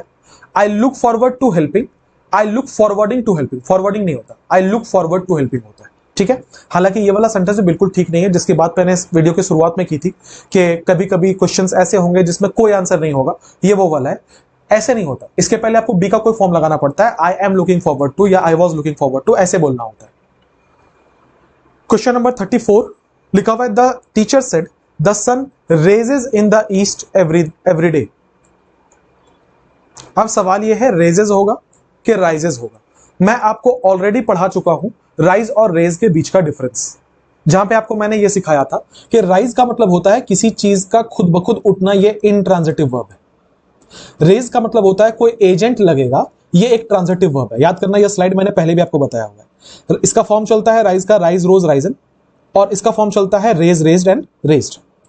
आ जाओ, लिखा हुआ है the sun raises in the east. अब बताओ सूरज को पकड़ के कोई उठाएगा क्या? नहीं ना, इसका मतलब रेजेस तो नहीं होना चाहिए, राइजेस होना चाहिए। तो सबसे पहले ऑप्शन नंबर डी कट गया। आगे बढ़ेंगे। क्या ये काम रोज होता है? क्या ये एक परमानेंट स्टेट है? हाँ जी साहब, एक परमानेंट स्टेट है। अगर ये एक परमानेंट स्टेट है तो हमें इसको किस में लिखना चाहिए? या तो V1 में या तो V5 में, सिंपल प्रेजेंट में। यहां देखने लिखा होता है सन विल राइज। विल राइज मतलब आज उगेगा, और दिन नहीं उगता, हर दिन उगता है, तो ये नहीं हो सकता। The sun rises in the east, the sun rises at the east, obviously in the east. तो आंसर क्या होगा? Option number B. 135 पे आएंगे। लिखा हुआ है कि I was carried by her rapturous song. Rapturous का मतलब होता है फुल ऑफ एनर्जी। तो लिखा है कि उसका जो रैप्चरस सॉन्ग था ना, उसका जो रैप्चरस का एक सिनोनिम होता है एक्सटैटिक, नोट कर लेना, फुल ऑफ एनर्जी। तो लिखा है कि उसका जो ये एनर्जी से भरा सॉन्ग था, जो रैप्चरस सॉन्ग था, इसने मुझे, मैं उससे कैरिड अवे हो गया। क्या हो गया? कैरिड अवे हो गया, मतलब मैं बहाव में बह गया, मैं गाने में बह गया, उसको कैरिड अवे कहा जाता है, ठीक है, कैरिड बाय नहीं। तो आंसर क्या होगा? I was carried away by the rapturous song. लेकिन इसमें दो इंपॉर्टेंट फ्रेजल वर्ब आए थे, देख लो एक बार। एक आया था कैरिड ऑफ, एक आया था कैरिड अवे। तो ये दोनों चूंकि बहुत बार रिपीट हुए, मैंने इसके लिए अलग से स्लाइड बना दिया, समझते हैं। कैरिड ऑफ का मतलब होता है to succeed in doing something difficult और अनएक्सपेक्टेड। किसी भी चीज को जो आपको करना मुश्किल लग रहा था, आप जब उस काम को कर लेते हैं तो उसको कैरिड ऑफ कहा जाता है। For example, she carried of the award despite tough competition. वो अवार्ड लेकर चली गई, बहुत टफ कॉम्पिटिशन था उसके बाद भी। The kidnappers carried of the child. किसी को कहीं लेके जाना उसको भी कैरी ऑफ कहते हैं, तो जो किडनैपर्स तो बच्चे को लेके चले गए उसको कैरिड ऑफ कहा जाता है। दूसरा है कैरिड अवे, जिसका मतलब होता है आप जब किसी चीज को लेके बहुत एक्साइटेड हो जाते हैं या आपका कंट्रोल छूट जाता है, उसको कैरिड अवे कहते हैं। बहुत बार ऐसा होता है ना कि बात करते करते आप वो बोल गए जो आपको नहीं बोलना चाहिए था, बाद में आप बोलते हो अरे मैं कैरिड अवे हो गया था यार। कैरिड अवे मतलब मैं भावनाओं में बह गया था, तो किसी चीज में बह जाने को कैरिड अवे कहा जाता है। आंसर ऑप्शन नंबर बी होगा। आगे बढ़ेंगे, लिखा है the Ukrainian soldiers passed in for several weeks. ठीक है, पास इन का मतलब होता है, चलो यहां मैंने लिखा नहीं है, एनीवेज, तो पास इन का मतलब होता है टू सर्वाइव। लिख देना चाहिए था, मिस हो गया वाला, ठीक है लिख लो कॉपी पे नोट बना के। पास इन का मतलब होता है टू सर्वाइव। आपसे पूछा गया था कि यूक्रेनियन सोल्जर्स जो हैं वो सेवरल वीक्स तक उन्होंने सर्वाइव किया, कुछ हफ्ते तक उन्होंने, काफी हफ्ते तक उन्होंने सर्वाइव किया। तो सर्वाइव करने के लिए अगर पास इन नहीं लगाएंगे तो हम क्या लगा सकते हैं? हैंग्ड टू, लटक जाना नहीं। गेट ऑफ, भाग जाना नहीं। हेल्ड आउट का मतलब होता है सर्वाइव करना, ये हो सकता है। हैंग्ड मतलब होता है लटकना, ये तो नहीं हो सकता। अगर आपको ये पता होता कि पास्ट इन का मतलब क्या है तो आप आंसर आसानी से कर सकते थे। 137, I told Pooja that she could have used my car to get around while she is in my hometown. लिखा है मैंने पूजा से कहा कि वो मेरा कार लेके जा सकती है जब मैं होम टाउन में हूं। तो लिखा है I told Puja that she could have used, ध्यान देंगे लिखा है she could have used। भैया कुड हैव यूज नहीं होगा, अगर आप कुड हैव बोल रहे हो परफेक्ट में लिखना चाहते हो तो उसको फिर यूज लिखो। आई कुड हैव यूज्ड, आ जाओ, आई कुड हैव यूज नहीं होगा। आई कैन यूज हो सकता है, आई कुड हैव यूज्ड होना चाहिए था, नहीं हो सकता। आई कैन यूज हो सकता है, दोनों में से कुछ भी हो सकता है। तो क्या लिखा हुआ है? I told Pooja that she can use my car to get around, that she can use my car to get away with. Get away with का मतलब होता है कहीं से भाग के निकल जाना, ये मैंने आपको पहले भी पढ़ाया एरर वाले वीडियो में। गेट अवे विथ का मतलब होता है बिना पनिशमेंट के कहीं से निकल जाना, याद करना सलमान खान की फोटो लगाई थी, इडियम्स में पढ़ाया था। तो लिखा है कि I told Pooja that she could have get use, sorry she can use my car to get away with, भाग जाने के लिए जब वो होम टाउन में है। नहीं, सेंस नहीं। गेट अराउंड का मतलब होता है घूमना, घूमने के लिए वो मेरा कार यूज कर सकती है। हालांकि ये सेंटेंस सही नहीं है, आपको पता होगा सेंटेंस सही क्यों नहीं है, या कैन नहीं कुड होना चाहिए था। ठीक है, तो ये एरर है यहां पे। आगे बढ़ेंगे, 138 पे आएंगे। लिखा है कि life is hard unpredictable but दो अनमैनेजेबल। लिखा है कि जिंदगी मुश्किल है, अनप्रिडिक्टेबल है और यद्यपि अनमैनेजेबल है। नहीं, एंड बट दो का इस्तेमाल नहीं कर सकते हम लोग। ठीक है, क्या होगा? लाइफ इज हार्ड अनप्रिडिक्टेबल, देखना नेगेटिव क्वालिटी है, नेगेटिव क्वालिटी है। बट, ये बट भी अंडरलाइन था। ठीक है, आ जाओ। Life is hard unpredictable still controllable. जिंदगी जो है हार्ड है, ठीक है, मुश्किल है जिंदगी, अनप्रिडिक्टेबल है, हम प्रिडिक्ट नहीं कर सकते लेकिन फिर भी कंट्रोल कर सकते हैं। सेंस तो बन रहा है। Life is hard unpredictable despite practicable. देखो डिस्पाइट ना एक प्रीपोजिशन है, इसके बाद एक नाउन चाहिए। प्रैक्टिकेबल नाउन नहीं होता, प्रैक्टिकल नाउन होता है, तो ये तो नहीं हो सकता। ऑल दो बियरेबल, लिखा है कि लाइफ जो है हार्ड है, अनप्रिडिक्टेबल है, हालांकि इसे झेल सकते हैं। ठीक ठीक लग रहा है, बहुत अच्छा तो नहीं लग रहा। लाइफ इज हार्ड अनप्रिडिक्टेबल दो अचीवेबल। देखो लाइफ को अचीव नहीं किया जा सकता, ये कोई गोल नहीं है, टर्म ही खराब है। अब हमारे पास दो ऑप्शन बच रहे हैं, हम कौन सा यूज करें? कि life is hard unpredictable still controllable, कि लाइफ हार्ड है, अनप्रिडिक्टेबल है लेकिन फिर भी कंट्रोल कर सकते हैं, या life is hard unpredictable all दो बियरेबल जबकि बियरेबल है। यही सही है कि लाइफ हार्ड है, अनप्रिडिक्टेबल है लेकिन फिर भी कंट्रोलेबल है। ज्यादा सही हमें ए लग रहा है। ठीक है, तो आंसर कौन सा होगा? ए होगा। सी पढ़ने में ठीक नहीं लग रहा, मतलब उसका सेंस सही नहीं आ रहा। Question number 39, Reema and Asha were frolicking in the park. देखो एक टर्म होता है फ्रॉलिक, जिसका मतलब होता है to play and behave happily.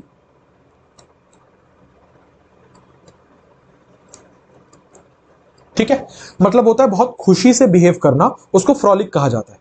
अब यहाँ पे क्या लिखा हुआ था कि Reema and Asha were frolicking in the park. Reema और आशा जो है वो पार्क में बहुत खुश थे और खेल रहे थे। अब आपसे पूछा जा रहा है अगर हम फ्रॉलिकिंग वर्ड को सब्स्टिट्यूट करें तो किससे करेंगे? वर एंजॉइंग इन द गार्डन, हम पार्क की बात कर रहे हैं या गार्डन लिखा हुआ, चारों ऑप्शन में गार्डन लिखा हुआ, चलो कोई बात नहीं। Were participating in the garden, participating तो नहीं होगा, हम खेलने की बात कर रहे हैं। Were playing in the garden, ये हो सकता है। Were performing in the garden, कोई परफॉर्मेंस की बात नहीं की गई थी।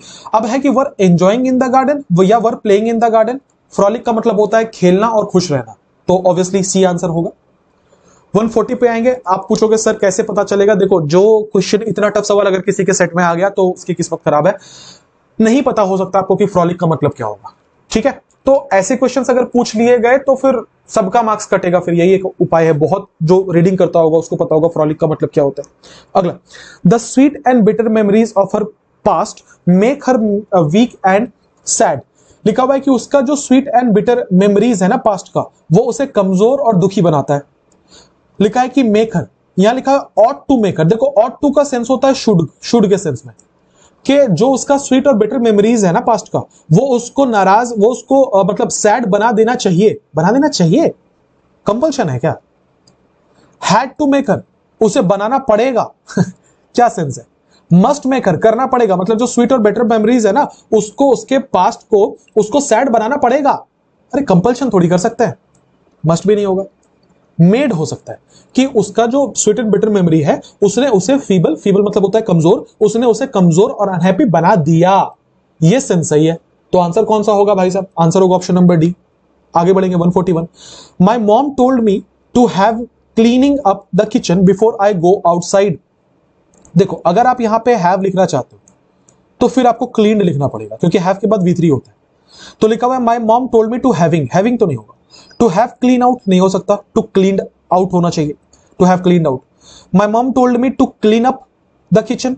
माई mom told me to clean over the kitchen. ठीक है, और अगला में है my mom told me to clean out the kitchen. किसी चीज को साफ करने के लिए क्लीन अप कहा जाता है। ये आपने बहुत बार फिल्मों में भी सुना होगा, लोगों से भी सुना होगा कि मैं जरा क्लीन अप करके आती हूँ। फॉर एग्जाम्पल, अगर मैं होली खेल रहा हूँ, मेरा पूरा चेहरा गंदा हो गया, तो मैं बोलता हूँ मैं क्लीन अप करके आता हूँ। क्लीन अप का मतलब यह है कि मैं अपने आप को साफ करके आता हूँ, उसको क्लीन अप कहा जाता है। 142, nowadays many doctors advise to live in the countryside. लिखा हुआ है कि आजकल बहुत सारे डॉक्टर्स हैं जो ये एडवाइस देते हैं कि आप शहर से दूर कहीं जाकर शहर के किनारे बसो। तो nowadays many doctors advise to live in the countryside. ठीक लग रहा है ये वाला? तो आइए चेक कर लेते हैं। कहीं भी नो इंप्रूवमेंट नहीं लिखा हुआ। Nowadays many doctors advice to have live. देखो, अभी बोला था हैव के बाद V3 आता है, नहीं हो सकता। Many doctors advice to lived, many doctors advice lived नहीं हो सकता। देखो, एडवाइस एक ऐसा वर्ड है ना जिसके बाद या तो आप जेरेंड यूज करो या तो आप कोई ऑब्जेक्ट लेके आओ। या तो आप बोलो एडवाइज्ड मी, या तो बोलो advised. For example, my doctor advised me, advised walking in the morning, कि मेरे डॉक्टर ने कहा कि सुबह सुबह वॉक पे जाओ। तो या तो आप जेरेंड यूज करो या तो आप ऑब्जेक्ट यूज करो। यहां लिखा हुआ है टू लिव, टू के बाद तो V1 होता है, ये नहीं हो सकता। राइट, आंसर क्या होगा? लिविंग होगा।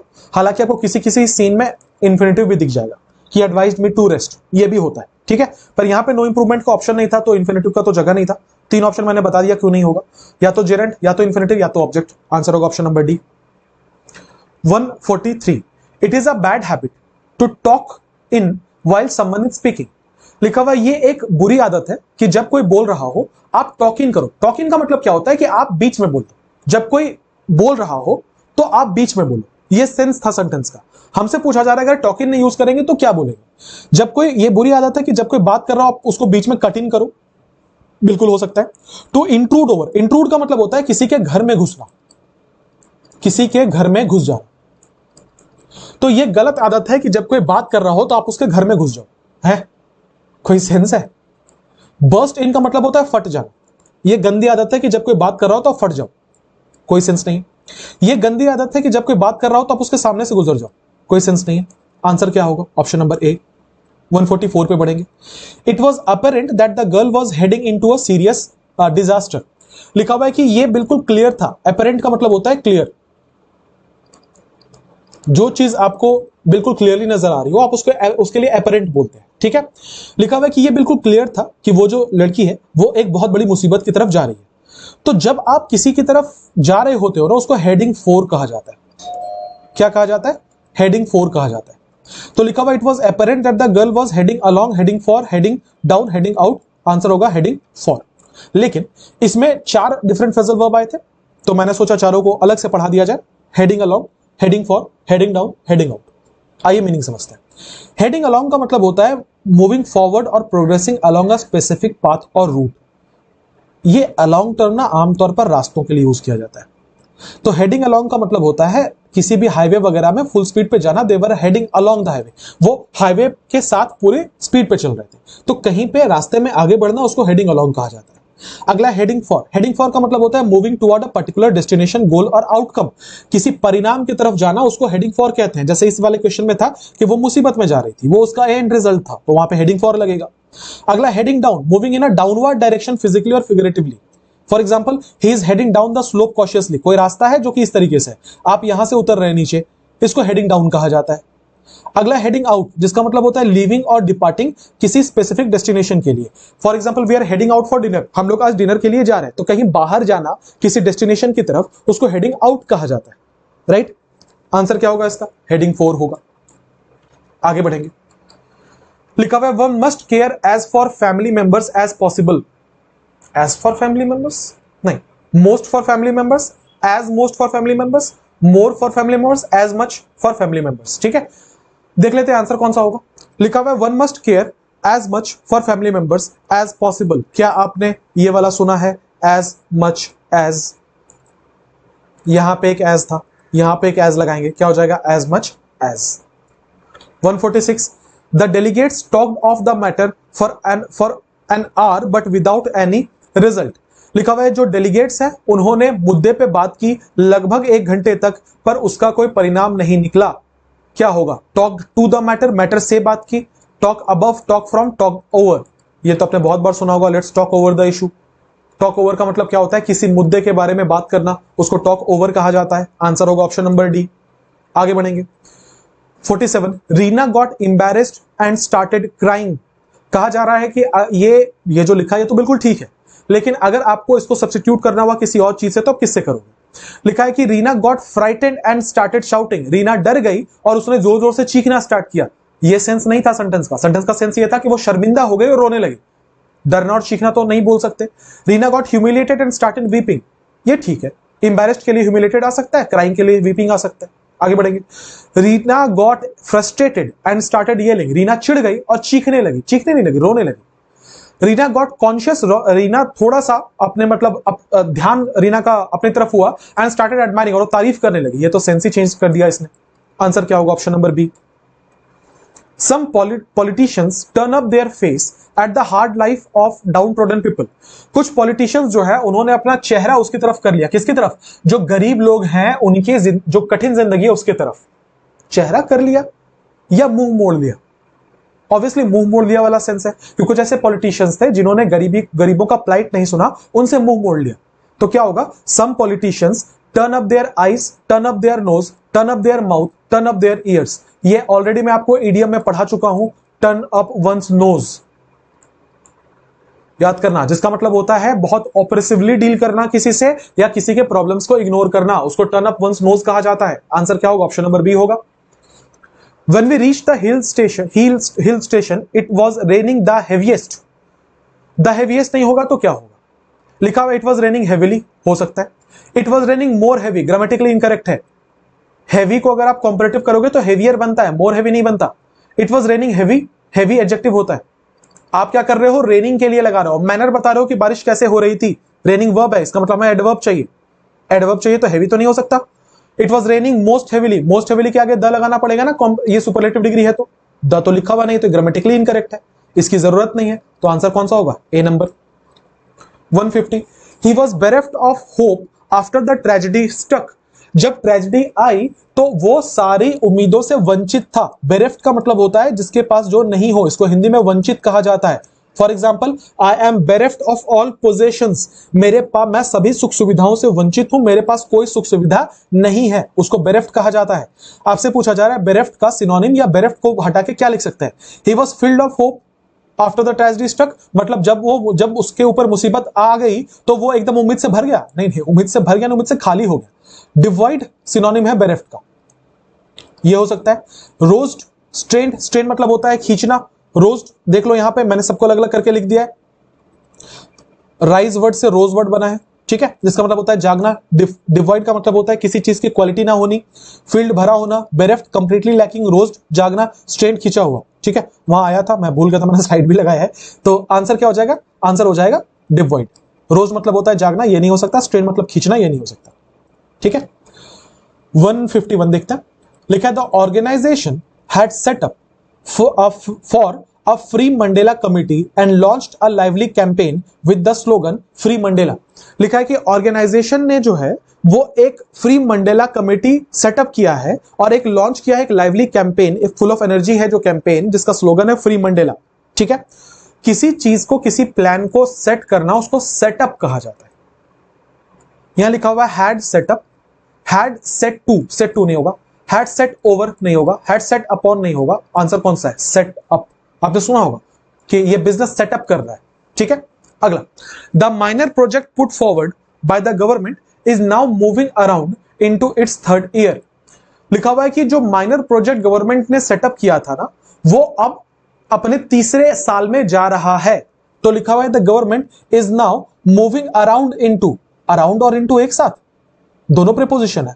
या तो मैं बोलूं मूविंग अराउंड, जिसका मतलब होता है इधर उधर घूमना, या तो होता है मूविंग इनटू, जिसका मतलब होता है किसी चीज का प्रोग्रेस करना। दोनों में से क्या लग सकता है? देखो, is now moving into its third year, वो अपने तीसरे साल में प्रोग्रेस कर रहा है, हो सकता है। Is now moving along into, फिर से ये वही बात, अलोंग और इनटू साथ में कैसे आएगा? Is now moving at are now. देखो, आप यहां पे गवर्नमेंट की बात कर रहे, सॉरी, आप यहां पे माइनर प्रोजेक्ट की बात कर रहे थे, ठीक है, माइनर प्रोजेक्ट की बात कर रहे थे। तो इसका मतलब ये है कि ये वाला जो वर्ब होगा, इसका सब्जेक्ट कौन होगा? प्रोजेक्ट होगा। तो आर कैसे लिखेंगे भाई? ये तो नहीं हो सकता, मूविंग इनटू होगा, प्रोग्रेस करना। 153, I cannot sit up with this sort of insult in office। लिखा है कि मैं इस तरीके के इंसल्ट नहीं झेल सकता ऑफिस में। ऑलरेडी मैंने आपको पढ़ाया हुआ है कि किसी चीज को टॉलरेट करने को पुट अप विथ कहा जाता है, याद आ रहा है क्या? किसी चीज को टॉलरेट करने को पुट अप विथ कहा जाता है। लिखा है go up with, put up with, get up with, do up with. Already पढ़ा चुका हूं, इसलिए इतना जल्दी जल्दी स्किप कर रहा हूं इन सारे क्वेश्चंस को। एक ही सवाल को मैं कितनी बार पढ़ाऊंगा? अगला, don't provoke Harsha otherwise she will give you a slap. आप ना हर्षा को उकसाओ मत। प्रोवोक का मतलब होता है उकसाना। आप हर्षा को उकसाओ मत, वरना वो आपको एक तमाचा मार देगी। आपसे पूछा जा रहा है कि प्रोवोक को हटाकर अगर हमें कोई और वर्ड लगाना हुआ कन्वेइंग द सेम मीनिंग, तो वो क्या होगा? वेसिलेट होगा, एक्सस्परेट होगा, हेजिटेट होगा, इक्विवोकेट होगा। आ जाइए, पहले इनका मतलब समझते हैं। वेसिलेट का मतलब होता है दुविधा में होना, टू बी इन डाउट्स। क्या लिखा हुआ है देखो, to waver between different opinions, decisions, actions और टू बी इनडिसाइसिव। मार्क कर लेना, इंपॉर्टेंट है, बहुत बार एसएससी ने पूछा है। वेसिलेट का मतलब होता है जब आप कहीं पे फंसे होते हो कि ये सही या वो सही, उसको वेसिलेट कहा जाता है, ठीक है। यहां पे इसके सिनोनिम्स है, कौन कौन से? हेजिटेट है, वेवर है, फ्लक्चुएट है। अगला वर्ड है एक्सस्परेट, मार्क कर लेना, बहुत इंपॉर्टेंट है, एसएससी ने बहुत बार पूछा है। टू इरिटेट और अनॉय समवन ग्रेटली, किसी को बहुत चिढ़ाना, किसी को बहुत तंग करना। Synonym frustrate, irritate, anger. Antonym क्या होगा? शांत रहना, सूद को शांत रहना कहते हैं, काम प्लीज।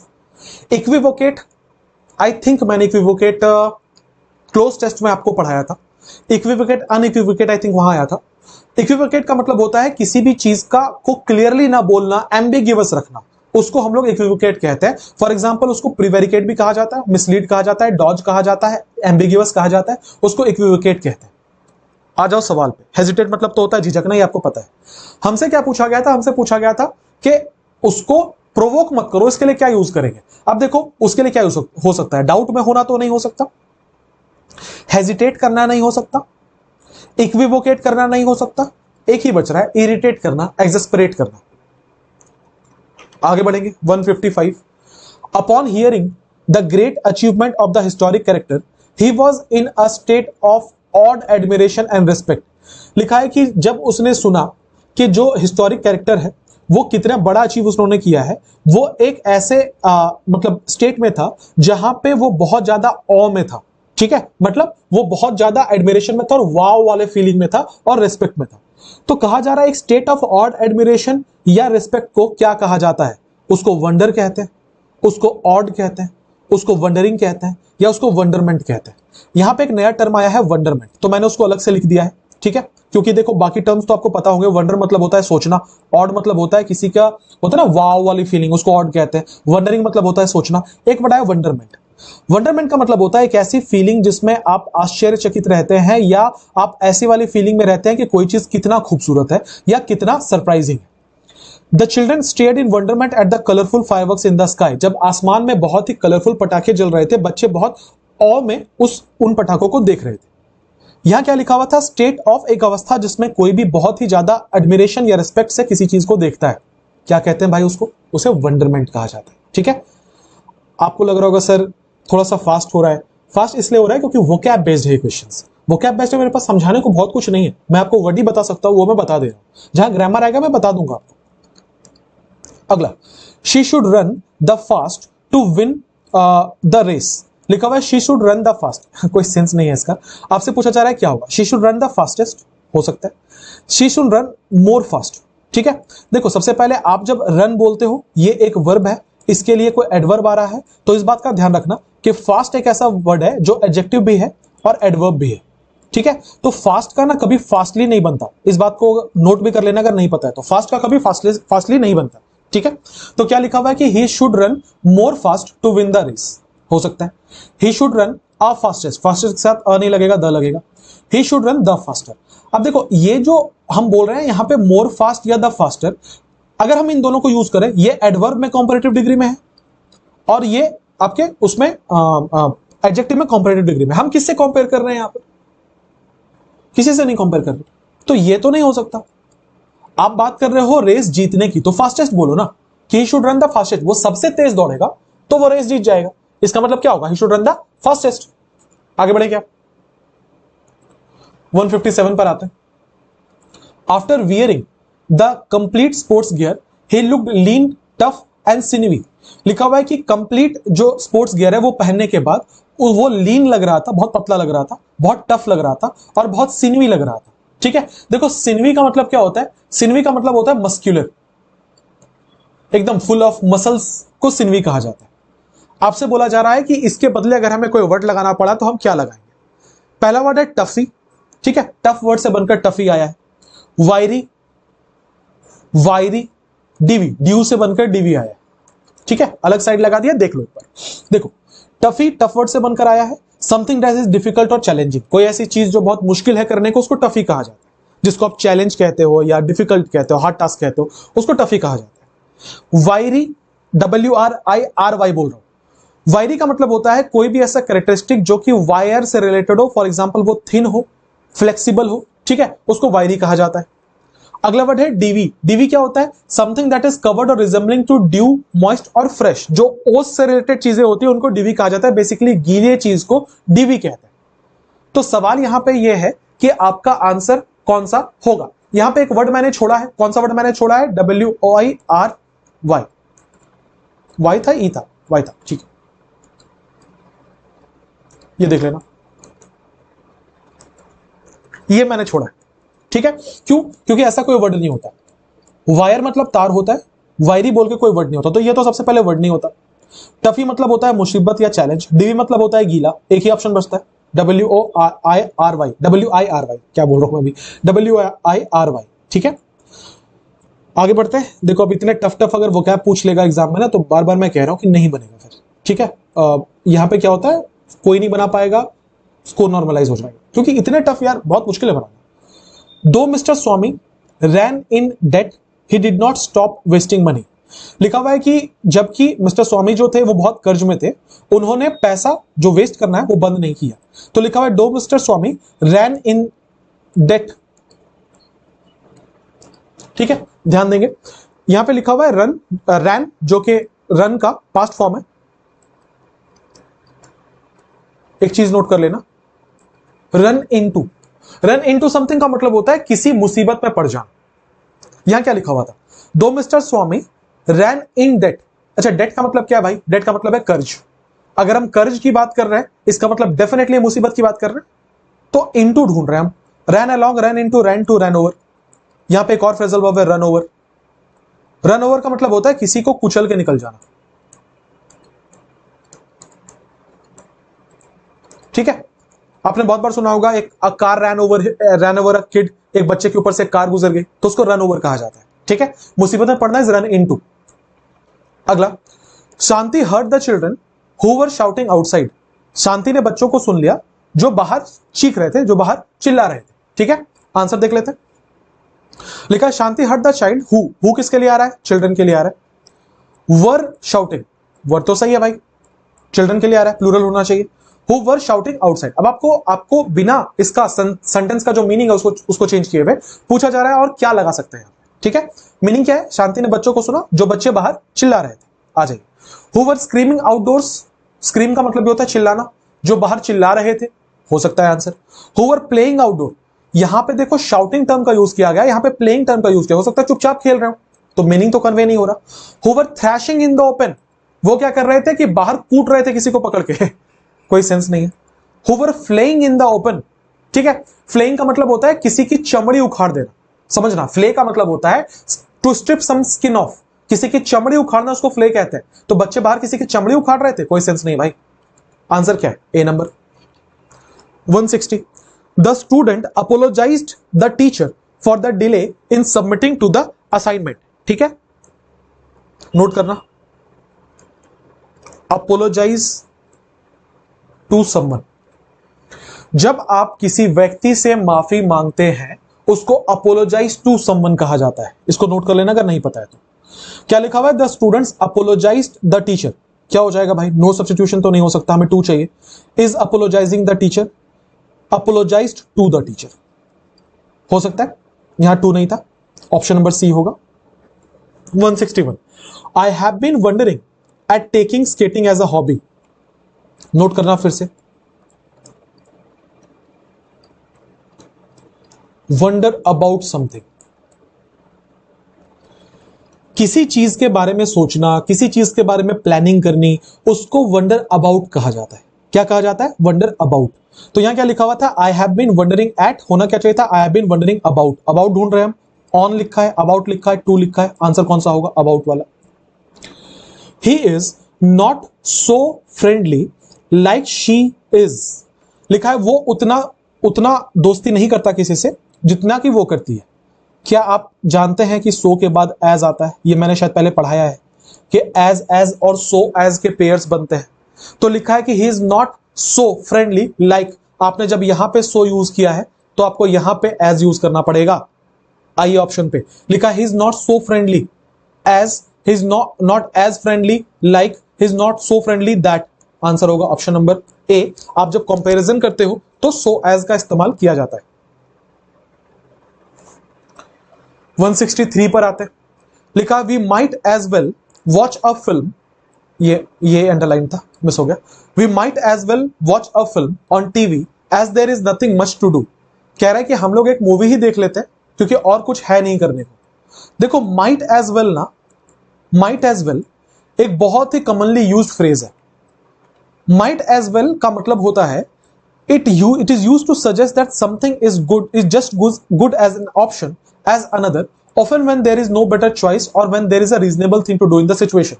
इसका मतलब होता है कि इससे बेहतर हम कुछ और कर लेते हैं, उसको might as well बोला जाता है। For example, since we are already here, चूंकि हम यहां आ चुके हैं, we might as well stay for the entire concert, हम रुक ही जाते हैं पूरे कॉन्सर्ट के लिए। तो might as well का मतलब होता है इससे बेहतर होगा, उसको might as well कहा जाता है। तो यहां क्या लिखा होता है? We might as well watch a film on TV, हम लोग देख ही लेते हैं एक फिल्म जो बेहतर होगा, as there is nothing much to do, क्योंकि और कुछ है नहीं करने को। तो मे एज सच को एक्सप्रेशन नहीं है, मे एज वेल एज को एक्सप्रेशन नहीं है, माइट वेल नहीं है एक्सप्रेशन, माइट एज वेल है एक्सप्रेशन। आंसर क्या होगा? ऑप्शन नंबर ए होगा। 164, the old lady needed love and care beyond money. देखो बियॉन्ड का मतलब होता है के परे, जो आपके लिमिट से आगे हो। तो क्या लिखा हुआ है? वो जो बूढ़ी लेडी है उनको प्यार और केयर चाहिए पैसों के परे नहीं, पैसों के परे नहीं, आप शायद बोलना चाह रहे थे पैसों के अलावा। मतलब पैसा और पैसा तो चाहिए ही, पर उसके साथ साथ उनको केयर भी चाहिए और उनको लव भी चाहिए। तो लिखा हुआ है the old lady needed love and care beyond. Beyond नहीं होगा भाई। अब देखो बिसाइड और बिसाइड्स दोनों ऑप्शन में, तो मैं दोनों के बीच का डिफरेंस आपको समझा दे रहा हूं। बिसाइड का मतलब होता है कि बगल में, बिसाइड्स का मतलब होता है कि अलावा। ये मैंने पहले एरर वाले वीडियोस में पढ़ाया हुआ है। अब देखो, ये तो मैं नहीं बोल सकता कि उनको पैसे के बगल में प्यार चाहिए, तो बिसाइड तो नहीं होगा, नो सब्स्टिट्यूशन में बता चुका नहीं होगा। बीनीथ मतलब होता है कि नीचे, उनको पैसों के नीचे प्यार और केयर चाहिए, नहीं। आंसर होगा उनको पैसों के अलावा प्यार और केयर चाहिए, besides is the correct answer. अगला, I imagine you have learned a valuable lesson from this experience, didn't you? मैं इमेजिन करके चल रहा हूं कि आपने बहुत वैल्यूएबल लेसन सीखा है, क्या नहीं सीखा है? आई imagine you have learned a valuable lesson from experience, didn't you? देखो, ये है यहां का क्वेश्चन टैग। क्वेश्चन टैग कैसे बनाया जाता है? जो सेंटेंस है, हम लोग अगर सेंटेंस पॉजिटिव है तो क्वेश्चन टैग नेगेटिव बनेगा, सेंटेंस नेगेटिव है तो क्वेश्चन टैग पॉजिटिव बनेगा। ये पूरा का पूरा सेंटेंस पॉजिटिव था ना, कि मैं इमेजिन करके चल रहा हूं कि तुमने एक लेसन सीखा है, पॉजिटिव बात है, तो क्वेश्चन टैग तो नेगेटिव बनेगा। तो यहां डिड यू क्यों लिखा हुआ है, हैव यू क्यों लिखा हुआ है? गलत है। अब सवाल यह है कि हैवंट होगा कि डिडंट होगा, आ जाइए देख लेते हैं। लिखा हुआ आई imagine you have learned, helping verb क्या था? हैव। तो आगे क्वेश्चन टैग बनाएंगे तो क्या बनेगा? हैवंट। तो डिडंट वाला आंसर नहीं हो सकता। आंसर कौन सा होगा? ऑप्शन नंबर बी होगा। 166, my father was always ordering about my sister. लिखा है कि मेरे जो पिता है वो हमेशा मेरी बहन के बारे में ऑर्डर करते हैं। मेरी बहन के बारे में ऑर्डर करते हैं, कोई सेंस है इसका? नहीं, तो नो इंप्रूवमेंट तो नहीं होगा।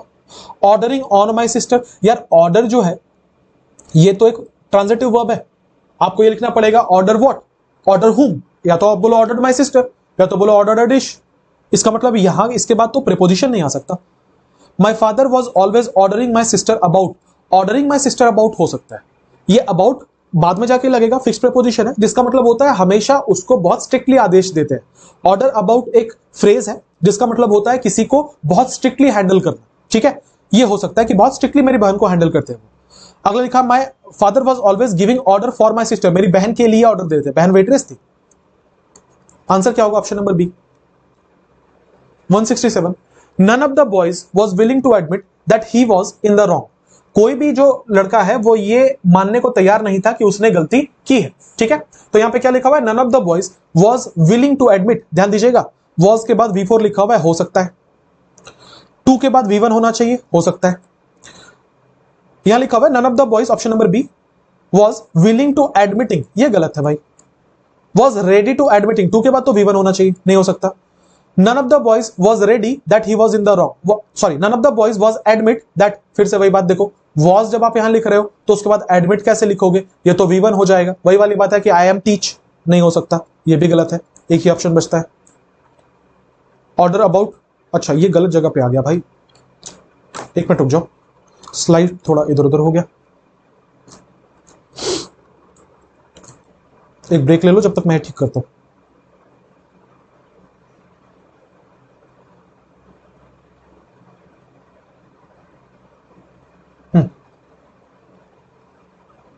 हाँ जी, तो मैं ऑर्डर अबाउट के बारे में बता रहा था, ठीक है? इसके पहले वाले सवाल में, क्वेश्चन नंबर 167 में, उसका स्लाइड थोड़ा सा मिसमैच हो गया, वो यहां होना चाहिए था। हालांकि मैंने आपको बता दिया है कि मतलब क्या होता है। बढ़ते हैं अगले सवाल पे, 168 पर आते हैं। लिखा है, you are welcome to partake this light refreshment, ठीक है? कि आपका स्वागत है कि आप पार्टेक करो इस लाइट रिफ्रेशमेंट को। देखो, पार्टेक का मतलब होता है भाग लेना, ठीक है? पार्टेक का मतलब क्या होता है? भाग लेना। दूसरा, पार्टेक का मतलब होता है कंज्यूम करना। ये दोनों सेंस में पार्टेक को यूज किया जाता है। तो लिखा हुआ है कि you are welcome to partake this light refreshment, आपका बिल्कुल स्वागत है कि आप इस लाइट रिफ्रेशमेंट को पार्टेक करो, विच मींस आप इस लाइट रिफ्रेशमेंट को कंज्यूम करो। तो इसके लिए ऑप्शन क्या हो जाएगा? आंसर क्या हो जाएगा? You are welcome to partake of this light refreshment हो सकता है, you are welcome for partaking, you are welcome in partaking. तीनों में से क्या होगा भैया? पार्टेक के बाद ऑफ लगता है, इस बात को नोट कर लो। फिक्स प्रीपोजिशन है, पार्टेक के बाद ऑफ लगता है, राइट? तो आंसर कौन सा होगा? Option number B. बहुत सारे फिक्स प्रीपोजिशन वाले सवाल इसमें आए थे। अगला, this TV channel has a larger viewership from another channel. देखो, आप जब लार्जर बोल रहे हो जो कि कंपैरेटिव डिग्री में है, तो आपको यहां पे देन यूज करना पड़ेगा, क्योंकि आप कंपैरिजन कर रहे हो दूसरे चैनल से। हम देन वाला ऑप्शन ढूंढ रहे हैं, फ्रॉम है, देन है, नो सब्स्टिट्यूशन फ्रॉम है। आंसर कौन सा होगा? ऑप्शन नंबर बी होगा। आगे बढ़ेंगे हम लोग।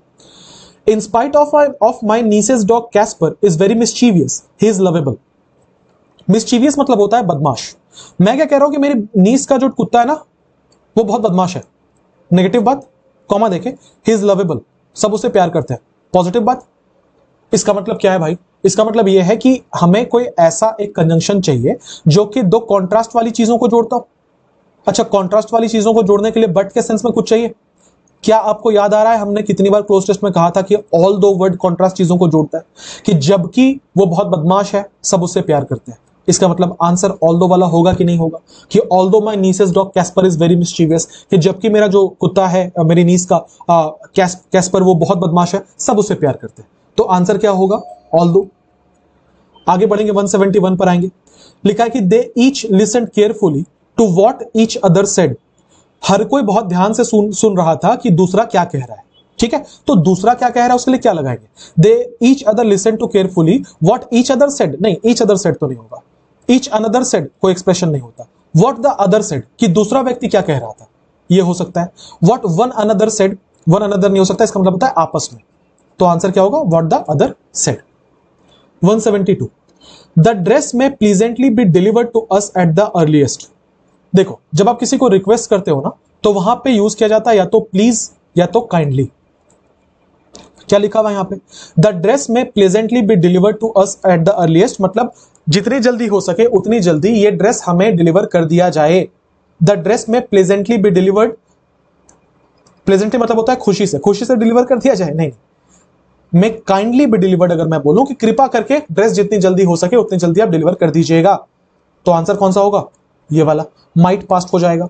मस्ट मतलब आप कंपल्शन कर रहे हो, जबकि यहां पे रिक्वेस्ट का सेंस था, तो आंसर क्या होगा, ऑप्शन नंबर बी होगा। 173 since setting up the charity has raised $1 million। लिखा हुआ है कि जब से सेटअप हुआ है तब से ये जो चैरिटी है इसने $1 million बना लिए हैं। तो आंसर इसमें क्या हम मार्क कर सकते हैं, ध्यान दीजिएगा। सबसे पहले सिंस होगा, हाँ जी साहब बिल्कुल सिंस होगा, क्योंकि हम एक पॉइंट ऑफ टाइम की बात कर रहे हैं। ठीक है, कि जब से सेटअप हुआ है, तो फ्रॉम वाला तो गलत हो गया। सेटअप लिखा है, सिंस सेटअप मतलब जब से सेट किया गया है। जब से सेट किया गया है चैरिटी को, या किसी ने चैरिटी को सेटअप किया है।